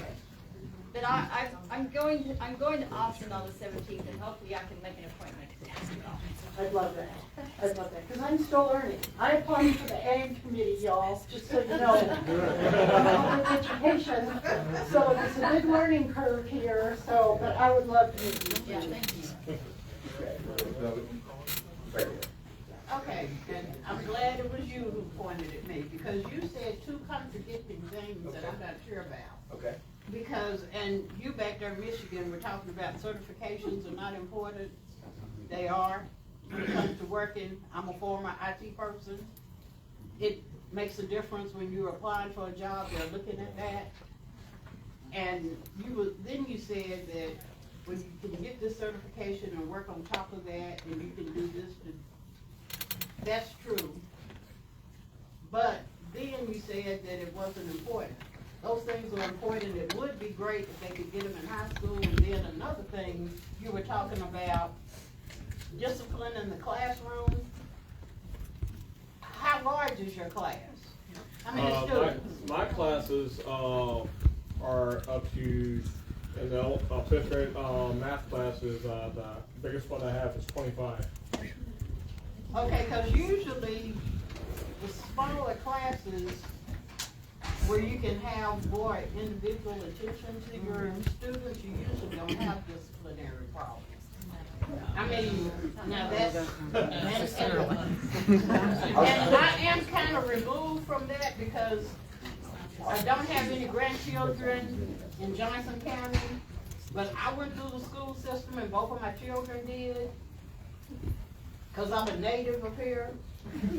So, I mean, I've been through it all, of the schools, and I really think that public education is very important. I think teaching the children all of education is important, including all the history that y'all are trying to cut out. Yep.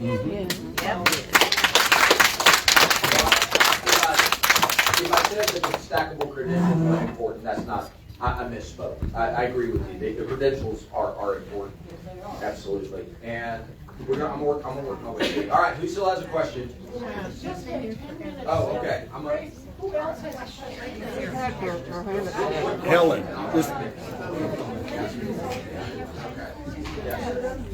I'm gonna go right here. I'm gonna work my way this way. Okay, I'm gonna kind of piggyback off of what. Quick question, because we got a lot of folks. Well, Ms. Fountain just said, you know, we're in a rural area. Our kids are not gonna be able to access these vouchers, so they are not. helping with the education for all that Greg Abbott is touting on Facebook.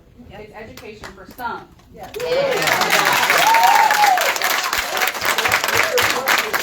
Presupposes So here's that my your question. kids aren't getting a great education in Joshua. My kids are getting a wonderful education here, It's an but A-rated district. my kids are not in Joshua. We're about to put $9 billion in more My funding. kids are not in Joshua. Okay, well, I didn't know it was But, in Joshua. right, so I because was- you're talking to me. So, the thing is, you say you're raising the basic allotment per student, how much? $220. And what's that gonna do? It's gonna Nothing. cost 3.2, no, it's Nothing. gonna create significant Nothing. teacher We have pay. not had any funding increases since 2019 in public schools. It has been held hostage. Yes. And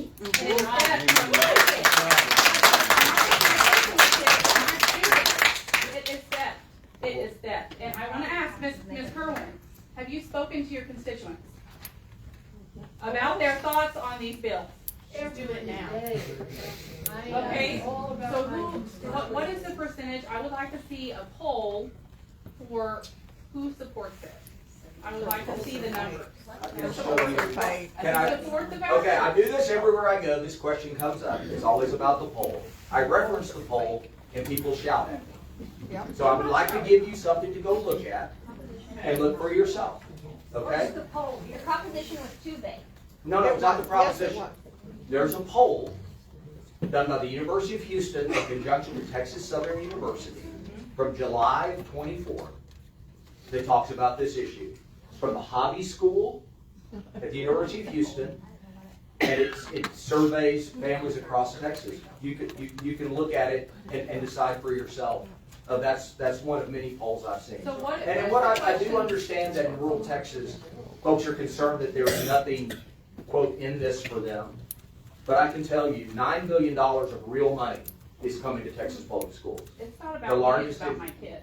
Well, It's about my kids. you were referencing the basic allotment. Mhm. The fact $220, $220. well, that is not the full investment in the schools, because there is $2 billion in special education funding. So There's the safety polls- money. The There- polls that are being sold as statewide surveys, from what I have seen, they were taken, one was taken by 2,257 people and the other by 825 people. That is not a fair survey for the people of Texas. Can I It's for the interrupt? idea, Okay. not the constituent. Right. No, Right, Bill. No, wait, can I just interrupt for just a second? I'm new at this, but I really appreciate what you're saying. But here's what I've learned in the last year that I've been campaigning and elected, is that my district, primary, runoff, and general, voted overwhelmingly to support school choice. Could you please send me those statistics? In the November 5th general election, it was 76%. So, I talked to my constituents, yes, and I hear you, but the majority of my district has voted. No, they have not. No, they have not. No. That is not true. That is not idea number three. I would love to invite you to my public school classroom. I would love for you to come observe my classroom and see the amazing things my kids are doing. I believe in it. I love it. She didn't have any Democrats My voting. name's Larry Brown. Yes, I will. I would love for you to come. I represent several thousand people, including right here in Joshua, Texas. And my people are very, very concerned about the increase in number and cost of administrators in our schools.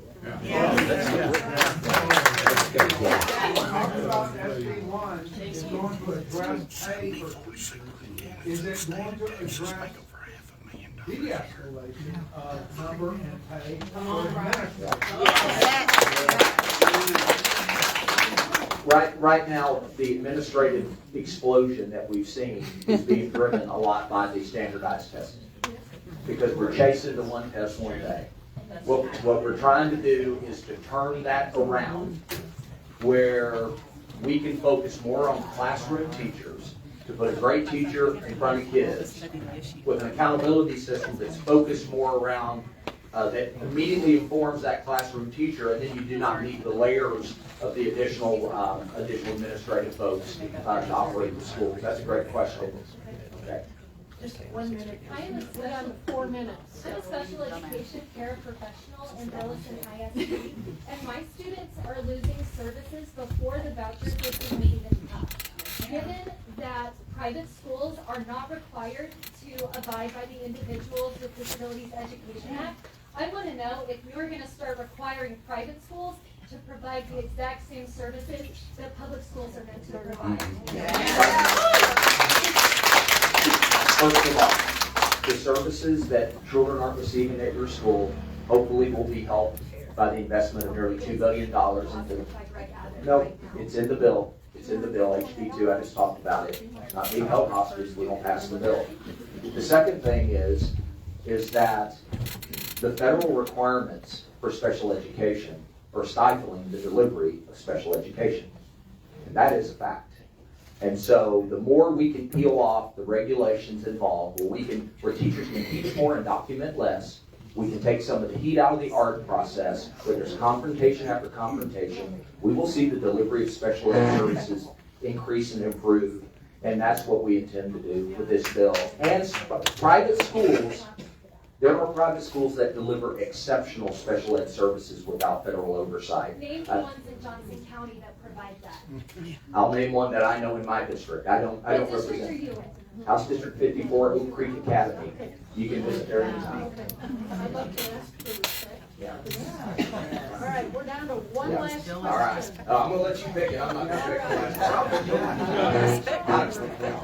I want to know, I hear that you were offering 200 on the basic allotment. We haven't had it since, an increase since 2019. 22% inflation, and we're talking it should be a minimum of 1,500 per student, not 200.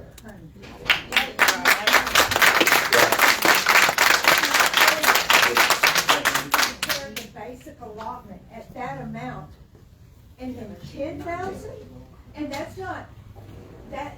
Well, those aren't the same. Okay. Okay, you're not comparing apples to apples there. But You're right, we're not, because in order to get to this point, we had money withheld. Yep. Yep. Money held hostage. Yep. In order to get this bill to this point, and I mean it with all respect, I understand you guys are in a hard position, but it put us in a hard place to not be able to give our teachers raises. Yep. Because this was held hostage for this bill. Yep. And then you say, it's okay, we're gonna give you $200 per on your basic allotment. what districts have to, the basic allotment is just a small portion of what happens inside a school finance formula. Yeah, I know you know that. But and so, Just as the 10,000 is just a starting point for this vouchers going into private schools. That's just a starting point, because if they need to have the additionals, they're going to get them, just like they do in the public school. So that's a starting point too. And that starting point, there's quite a difference. Miss Helen, can I ask you just a real quick general question? There was a whole lot of people that didn't get to be in here because the real people that filled There's up. supposed to be a Zoom outside. There was no audio. Couldn't hear words you were saying the whole time. So everybody who was outside didn't hear anything until I walked into this room, and I was one of 3 that was allowed in. There was still a Did whole we bunch get their outside. names on a? We did not. My question real quick is, when can we redo this for all of those? Yep. Videos. Is this going to be? This is a live stream. It is, because it is on my Facebook page. What is that called? And so it will be on for a while. I don't know if she loves me. She'll forget. She'll forget, and then she'll love you again. It'll be out.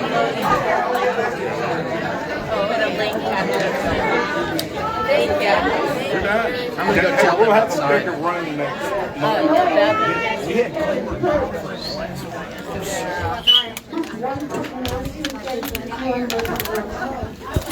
One Okay, I'm gonna go tell them about your.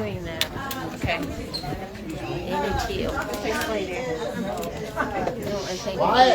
Liberty Justice is partnering with Turning Point USA and Patriot Academy to do the whole citizenship.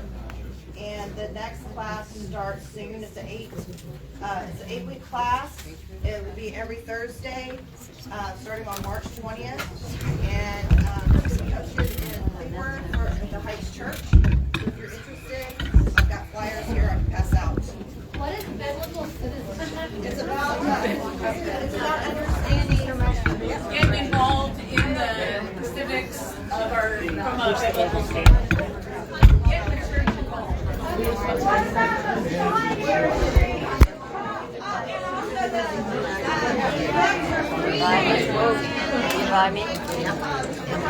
Marco, can you send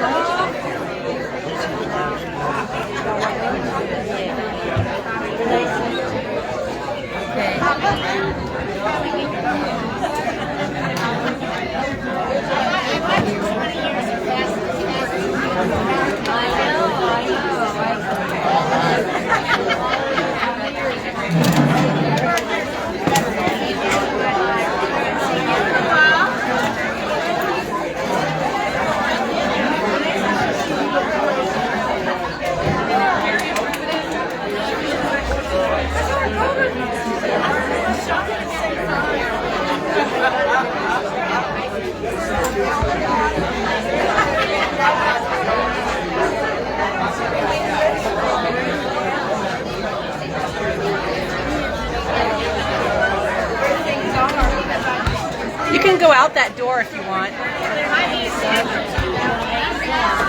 An alarm did not sound, so we can go out this door. Yeah, double check, watch the steps though. Okay, you gotta go. Right? Secret exit back here. Cool air. Right?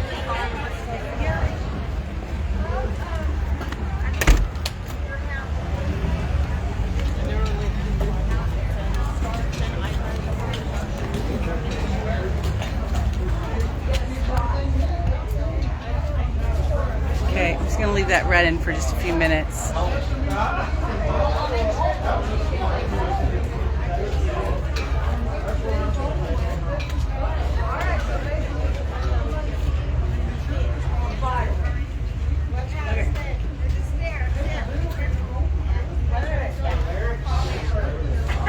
Watch this. This is Dr.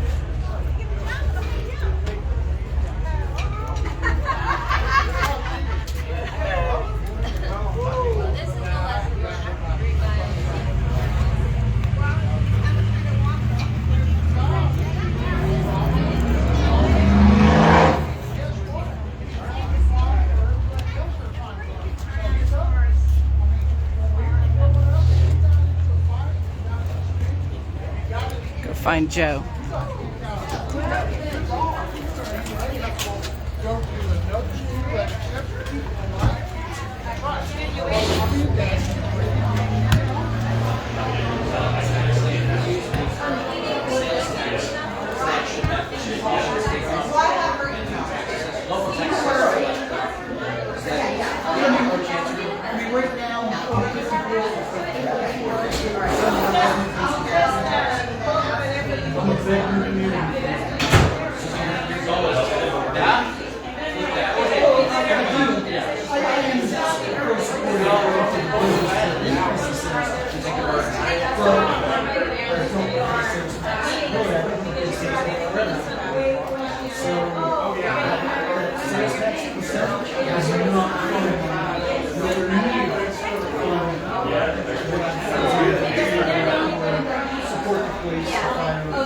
Hey, Greg, you still hate this? I don't necessarily hate you. I absolutely disagree with some lots of things that you said. But you know what? But you don't know. I got 5 entities to vote in on new revenue. That's great, and they cast a huge bond that's just gonna kill it on the IMS side. I know. I'm killing, working on, me and Greg's building up to kill 3 United States. I look forward to seeing that. I was wanting to reach out to you, but I figured you didn't do so bad. I am happy to help anybody kill a bond. You know I'm the one that introduced you to Taylor, got you in touch with Taylor. I understand. Yeah. I understand. But one time you went after I posted the screenshots that pissed me off. I'm always going to show the receipts for when I'm mad. I know, but I've had to work to take control of Central Appraisal. And we did. And then they tried to take me out again this year. Every school district tried to take us out. And I know you say it. And then we had to run a numbers in because our real good one got voted in and he was killed leaving his house. Right in front of us president. Okay. Services. Hey. Services. You gotta get my phone. I'm with you. Can you get us to that?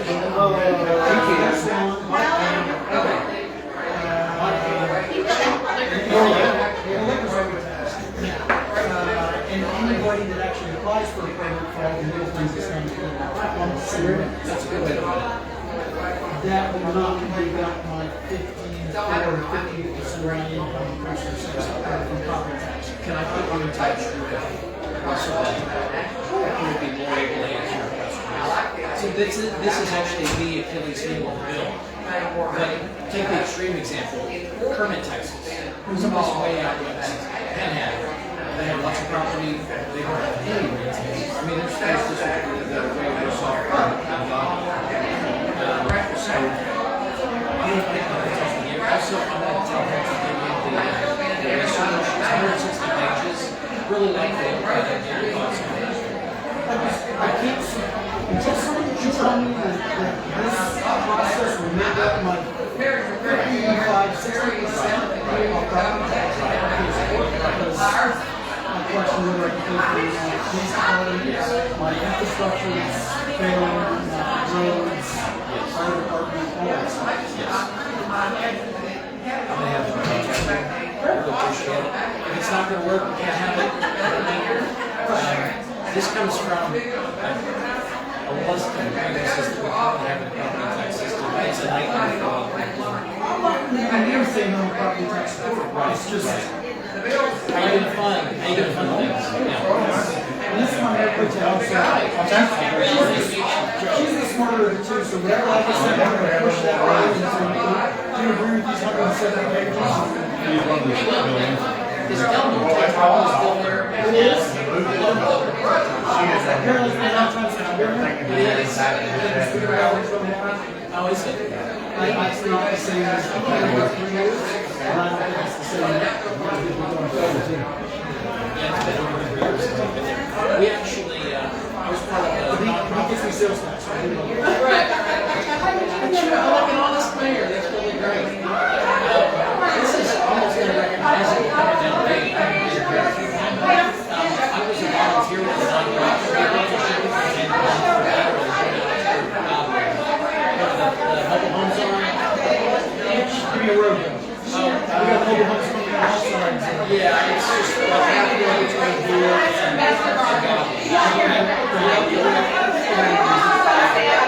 we built, we had 3 shipping containers next to each other, and inside it was pretty good.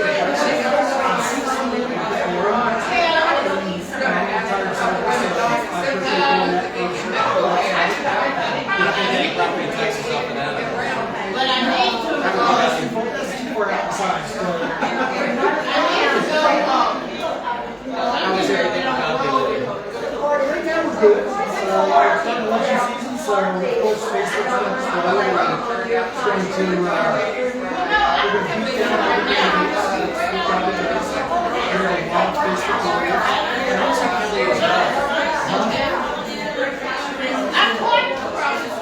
Johnson County is rough.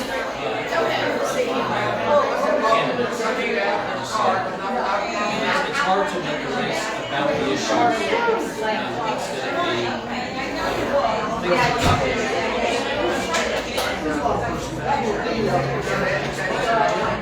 things that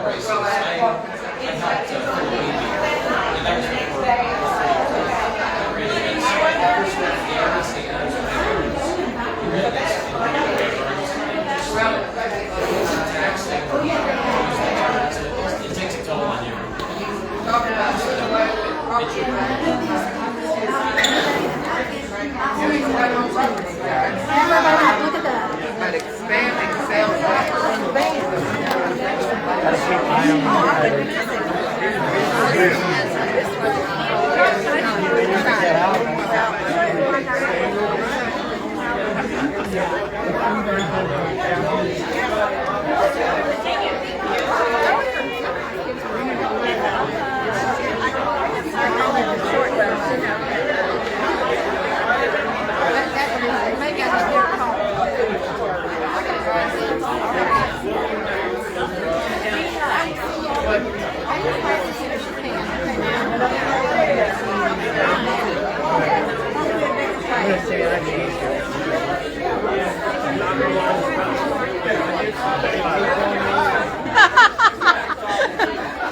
have Google eyes on the case of my phone. Hang on a second.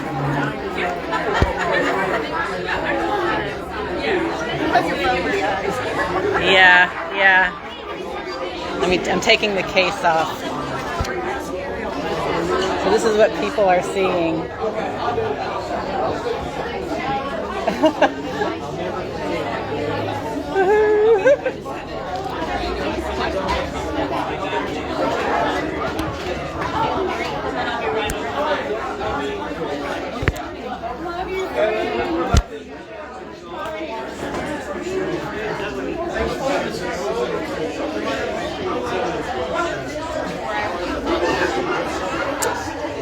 Yeah, Lan. It was ridiculously small here,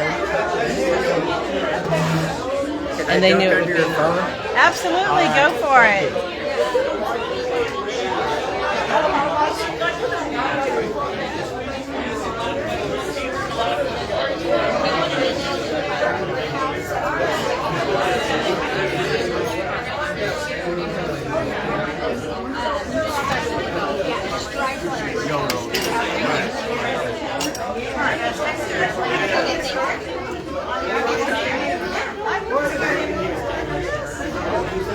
Let's go get a coffee. I do not want to. Are you? Okay.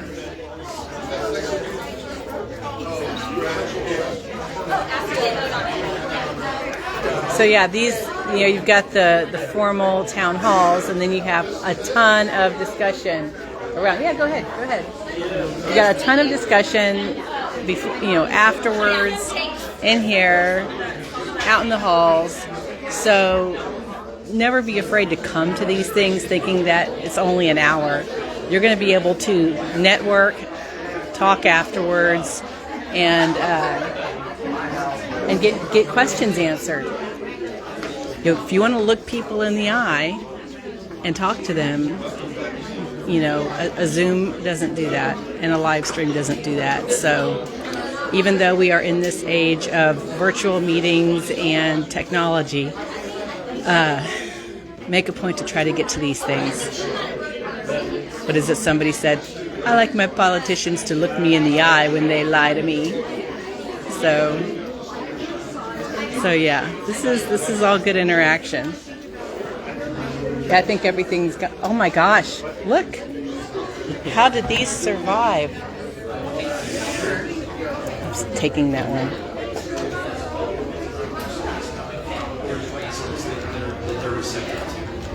I mean, I'm kind of in sales mode. I'm trying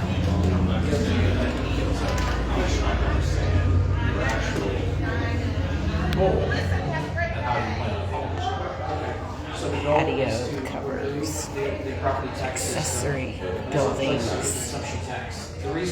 Yay city limits. Tax base would be gone.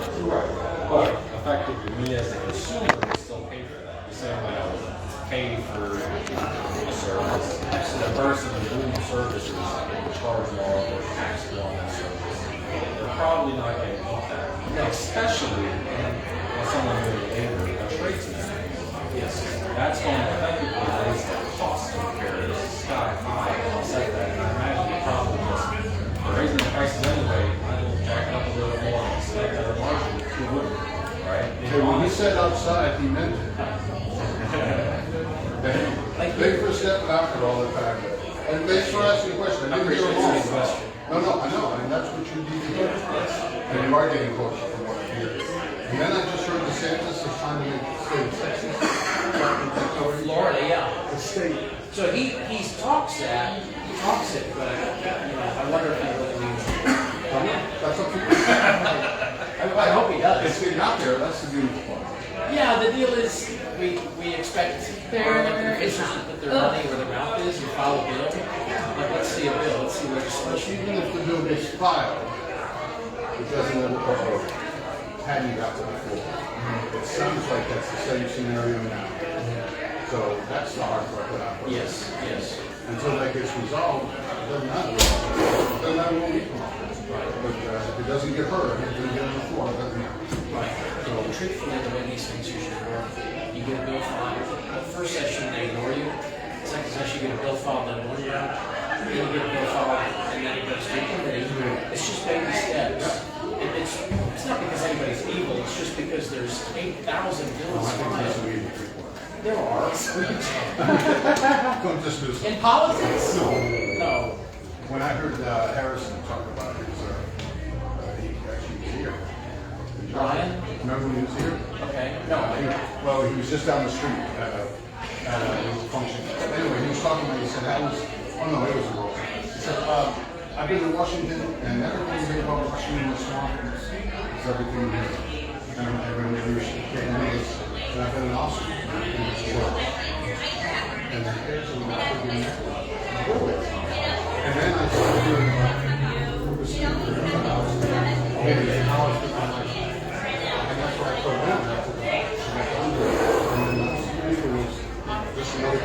regardless of doing the same deal, I said, did you feel like you've been at this point? Because now, but apparently there's 20 new reps in there who are not in line with that, which is a good thing.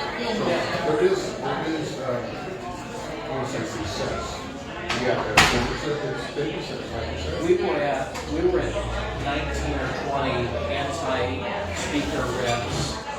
I got my battery. 10 years ago, we had about that many dissenting state reps in the House. So that's enough to like knock stuff off local and consent. But beyond that, like once you vote against this, You guys gonna be around for a bit? your bills might not even be out. So they don't have to do anything for you. Then you got to go back to your people and they say, "We're going to get it done." Good to see you. We want this all. Yes. Are you cutting drawings? So I am going across the street to meet. That doesn't mean you should sell out. You should still. I need to meet with some of the people from my precinct. You know, You know where that is, right? Right here.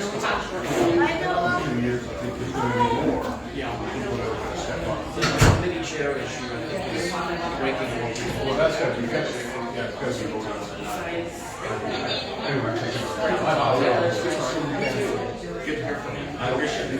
Well, I'll send a message when I'm See you guys. home, and we'll see. I don't have anything the rest of the day to see how great you guys are later, okay? It just does not seem like it's going to have a result in attendance. I mean, if anything, it's going to the prices going higher. And it also just effectively messing up the current system and not benefiting anyone in any way. Because again, the overall costs are higher. Or the same, there's no solution. If they're the same, there's no solution. Well, if I'm paying effectively a consumption tax, it's more or less the same amount that I pay in property taxes, without paying in different ways to different people. Yeah. Effectively, I'm spending the same amount of money, but it's well over there's no reason to change. There would be, but you would be in the you wouldn't be in fear if you ever If something breaks, and someone's going to charge me $5,000 to fix it. What would cost $5,000? Like that's like rewiring your house. Okay, well, let's say if any trade person, they're going to come out and repair anything, at minimum, they're going to charge probably close to $200 just to come out. Okay. That's not even taking the fact of parts, additional labor, anything else that could additionally happen. Then we're going to throw on a consumption tax. 7%.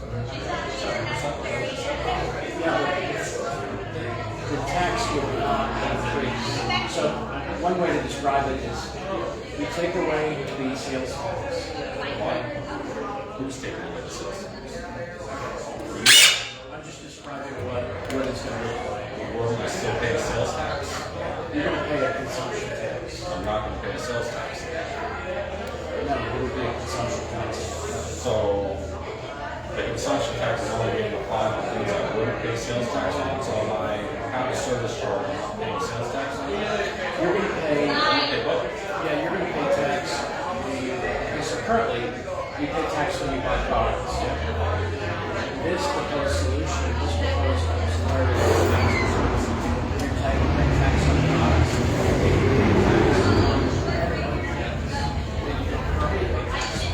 So that's where the increased revenue comes from. So the percentage, the rate stays the same. That's the water base. So it's not affecting sales tax anymore, but you're additionally levying taxes on other things, the consumption tax. So we're getting taxes at a difference, because here the local sales tax is 8.25%. So 8.25% on some, 7% on others. And the real property tax is effectively going to wash out, because the goal here is a washout. We're trying to maintain our tax rate. So you're back there by the exit sign? Trying to maintain budgets. So we're not going to decrease tax rates, we're just changing how we allocate that, which leaves room for anyone to see the ball. It's a jack up If you're limited to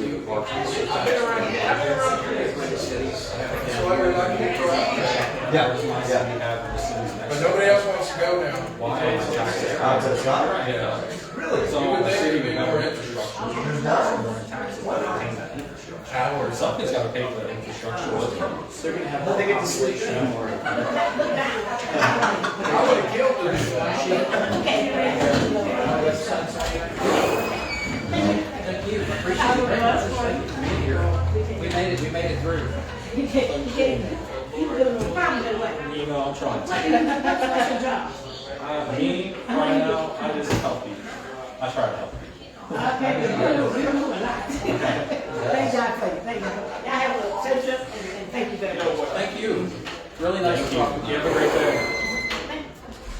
Where were we? Okay, you're a mayor of the city. Oh, so the cities that have more infrastructure, higher bills for infrastructure, you're talking about bigger cities with more populace. Sure. Or you say if I'm the mayor of this city, and all of a sudden now, name an infrastructure you can bring to this small town. You can run a bond. You can run a bond just like you can now. You can go to your voters and ask for a tax increase. And how is that going to affect once I have a consumption tax as well? Am I going to be able to think to these voters raise a bond if they're getting charged of gas on consumption taxes? Sure, they have some excess money potentially. No, not potentially. Well, no, because we're not lowering the budget. So again, we're having to maintain the budget, and the consumption taxes are going to offset the elimination of the property taxes. 1 second. I just gotta be fair. So you're saying that potentially a person would have more money if we didn't have a property tax system? Well, answer me, will they or will they not? If they're paying the exact same amount in consumption tax. Okay. Oh, I understand you. You're saying after you've bought everything in a year that you needed to buy, you may or may not be better off than you were. Yeah, that's what way of finding it. Do you spend, well, maybe you don't know. Do you spend about, how much you pay for property? Do you pay property taxes? I'm just trying to, okay, so I'm just looking for an example to use. So I pay about $6,000 in property taxes. Okay. Do I pay $6,000 in sales tax? Or would I pay $6,000 in sales and consumption tax? That sounds so much more nefarious before what you said. I made a lot of money. Too many questions. I'm going to my studio. Okay. Another key benefit that I So know. then who's going to pay to offset the taxes that you as the property owner will no longer pay? Someone would. So if someone standing here owns a business, they provide services, they are now getting an additional 7% tax. They're going to have to get money to pay that. So glad to see you again. It's not additional. It's not additional. Well, it is, because you're getting a consumption tax on things that aren't already taxed. That's an additional tax. That's exactly what it is. It's not an additional. No, correct. You're taxing things that aren't taxed. I think that we are. Okay, so let's take one out. Let's just say Katie Martin. 8 1/4. Is it your? Are you gathering from what I'm saying that the county? Right. And I have someone come and open that candy bar for me, and they charge me $1 to open charge 7% tax on that dollar service. So they're going to charge the state, or they have to pay the state 7 cents on that dollar that they charge to me. Meaning they're going to have to either eat that 7 cents on that $1 service, or they're going to have to raise their prices to offset that, and or meet a different meaning. So now, as that person providing the service, are you? What would you do? Tell me, let's do like a real example. An electrician, the wire, he doesn't pay any tax on that. He pays tax to buy the wire, yes. Through, well, if he's got a tax ID, right? It's mandated. He says he has a tax ID. He says it's someone who has their own shop and they don't necessarily have Yeah, he's gonna pay tax. Right. And some businesses run business a certain way, some others, another way. So to stay with the example, okay, you want to use that example. So unlicensed electrician goes to Lowe's and buys some wire, buys material. He pays tax on that. We already know that he's going to pass that tax on to the customer, right? You said earlier he's not going to eat it. Well, he's going to make money doing something, is he not? People do things for profit. Yes, he's going to make money, but I'm saying that as far as the taxes that he paid, it's reasonable to assume that he's going to pass that on to the... Well, it's reasonable to assume that whatever he's going to do is going to be for profit, so that's a non-starter. It doesn't matter that he's paying sales tax. What matters is that on the service that he's going to do, he's going to get a 7% tax for that service, where he wouldn't have before. Right, so his price is going to go up. Okay. That's right. That's exactly what I'm trying to establish. Is that a normal person is not going to just eat a tax increase. You're right. So his prices are going to go up, which means my price that I'm paying him has gone up. Yes. So I'm paying more. In exchange for no property taxes. Yes. So multiply that by how many people in the state? 33 million. Okay.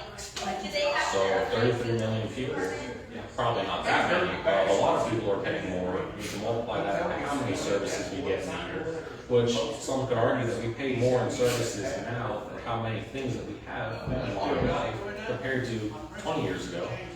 Probably going to end up paying more. But there's not a good way to know about that until this happens. And what it sounds like is if this were to happen, it would just literally create chaos without any certain conclusions. I don't think we have chaos. Well, because if there's no more property taxes, that's already a non-starter. The tax revenue is gone, and we're having to get it from somewhere else. Now, we'll assume it's going to get pushed out, but what happens if people just stop and say, it's not the water, I'm not going to pay for that anymore. Let's say I want to take that $5,000, $6,000 on paying the property taxes. Let's do it responsibly. Put that in a savings account, or let's put that in stocks. Why not? Let's try to be responsible. Okay, I don't have that extra money. Let's say I don't want to pay those services. So, if 1,000 people did that, that's an impact on tax revenue in a local area at least. You can expand that across the state. To what extent is that an issue now with sales tax on a city? It's not an issue on sales tax. Then why People do you pay think sales tax. Well, no. Your point that you just made, if I understand you correctly, is that 1,000 people could get together and go on a strike and not purchase things for a day or whatever. That's not what I'm saying. I'm not trying to say 1,000 people get together. Let's just say 1,000 people in a year don't buy anything. Do less in services. They invest that money elsewhere. Okay. Wouldn't the state's revenue go down? The state's revenue? Well, they're or getting the local? Either or. It doesn't matter. Isn't it all Well, a we're problem? talking about. You're talking about. Your concern was about the impact I'm on the local economy. No, I'm concerned about taxes overall. I don't care where it's going because I'm still getting taxed. Okay. Do you necessarily care exactly where your tax money is going, or do you care about the total percentage of that tax? Because depending on how you look at it, you can care about it in different ways, but overall, I think the bottom line is how much of my dollar do I get to keep, and how much of that dollar do I have to give away in taxes? I would respond to you by saying I care much more about people's ability to pay their own bills and continue to own their home if they, than I do about whether or not a local taxing entity. But at that same Can I time- just finish my point? Sure. I care more about people than I do about government. And if a city or a county or the state has a shortfall, you know what? Am I going to cry about that? Is that really what people are for is to constantly provide revenue to these taxing entities so that their budget can be stable every year. That's not what I think people are here for. I think if the entities are at least providing a service that is beneficial and necessary, such as police, firemen, schools, right, and we start to affect that, and they can no longer fund those things in the same way, and it diminishes in any capacity, those critical needs are now being unmet. For instance, if this small town couldn't end up paying their police the same amount, they would have to let people go and or get rid of equipment and or make up for that somehow. So or apply that to schools or firemen. You're right. You're not incorrect, but I mean this is something that we hear every time we talk about moving the needle on taxes at all. So they hide behind cops and fire and library. And you know what's a great thing about that is because those are necessary. We don't have to tax those, but there are other ancillary things that the government spends in the budget that they could. That they My point is that the typical thing that gets brought up is the cops and the fire. Like you're gonna harm that, right? So I guess that should move the question on why should we worry about those instead of pivoting the question into being what else is the budget being spent on that limits the critical spending that we need: police, fire, education. Well, all those things can still be funded. There's nothing stopping anybody from funding those things. There's a total budget, and I think Greg Abbott spent And if you $1 eliminate billion on property the tax, border. if you eliminate That's a property waste. tax, do this, and it's not funding what you think you want it to fund, you ask your community to step up and fund it. And if they don't want to fund it, maybe they don't like what you're doing with it. Okay. So it's just it's a measure of accountability. Sure. You are the ideal person to look at the data that we've compiled. It's a 160-page study. It takes it down to the nuts and bolts local level. I would invite you to look at that. It's on the website. I'd love to talk to you more about it. Let me just ask you, would you concede the point that if we were able to close all the appraisal district offices and the appraisal review boards, that itself would be defined as more efficiency, more efficiently levied tax? Would you recognize that would save some money? Is that in your report? I keep it out there. My report? Well, the 200 and 160-page document. Oh, is it in the study? Yes, Yes, it is. But okay, well, no, I'm going to read that first, and then I can make an informed opinion. I don't want to guess anything. Okay, so you have to look at evidence whether I'm not trying to be a jerk. But so closing 254 offices that are tasked with assessing property value and handling hundreds of thousands of protests. What else do they do? What else do they do? Well, I'm saying that these are offices that handle the property tax. I'm saying I don't want to get into the nitty-gritty of what those offices or where they are or who's in those offices without Every county has one. seeing a detailed analysis of A, the cost, B, what exactly they're doing, and C, what your benefit is when you decide to do what you want to do. So an appraisal district office without a property tax system has no need to exist because that's what they do. They appraise property. We didn't have appraisal district offices before you had property tax. So do you accept that? So how is that going to make it more difficult for me if I want to sell my house and there is no uniform appraisal? There is no relationship between your appraisal and when your house is going to sell for. No, there's not. There's not? No, there's not. There's not. So someone who's buying it, you think they might not look into potentially those taxes? And or in your hypothetical scenario, they wouldn't have to because it wouldn't even be a thing. Yeah. But currently that's what it does. And what you're wanting to do is a radical change that to me does not sound anywhere near. It would be radical, but to go with your example, if you're going to sell me your house, right, and let's say there's no property tax system, am I going to not buy your house because there's no tax statement where the appraisal district office assigned the value to your home?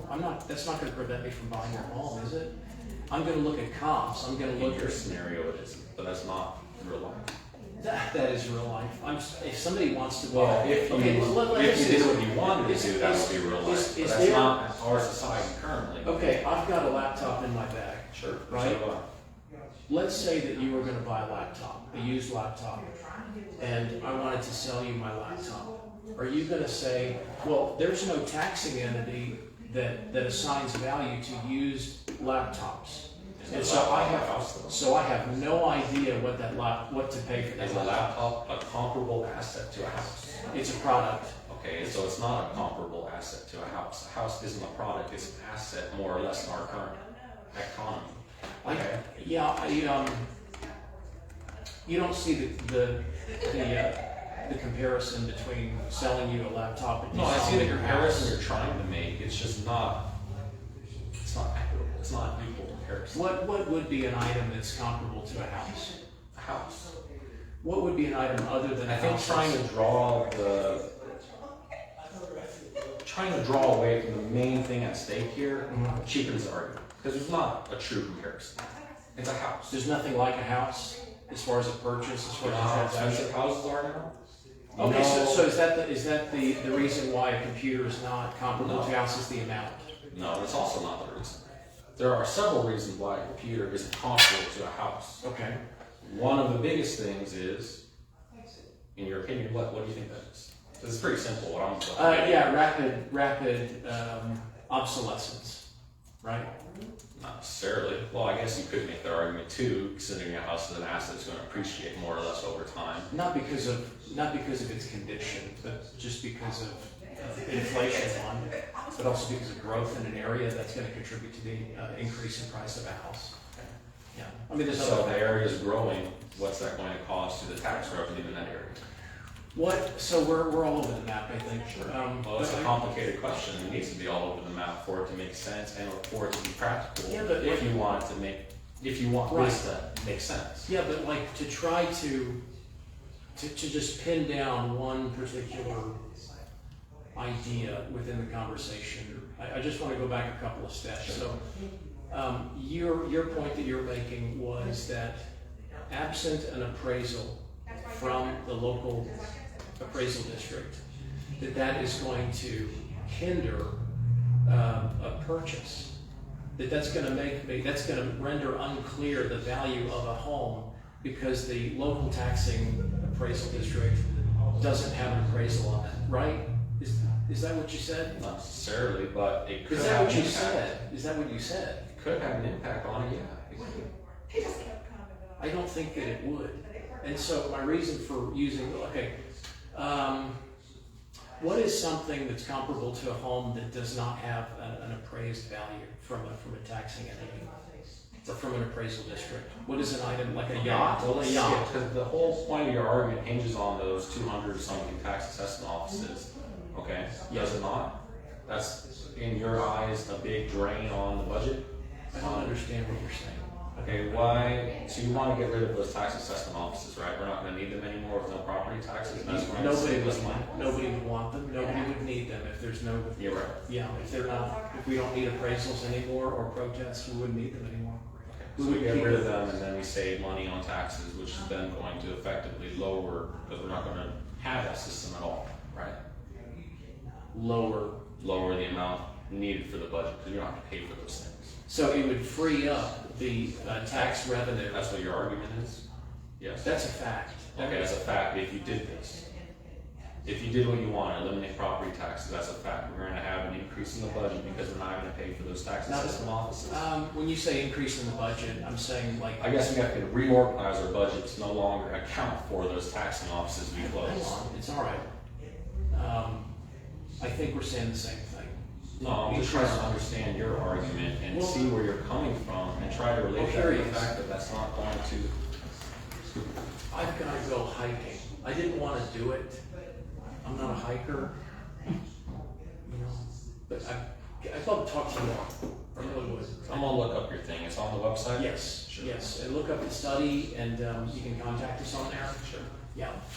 John? I appreciate it. John, I appreciate you. What is your name, John?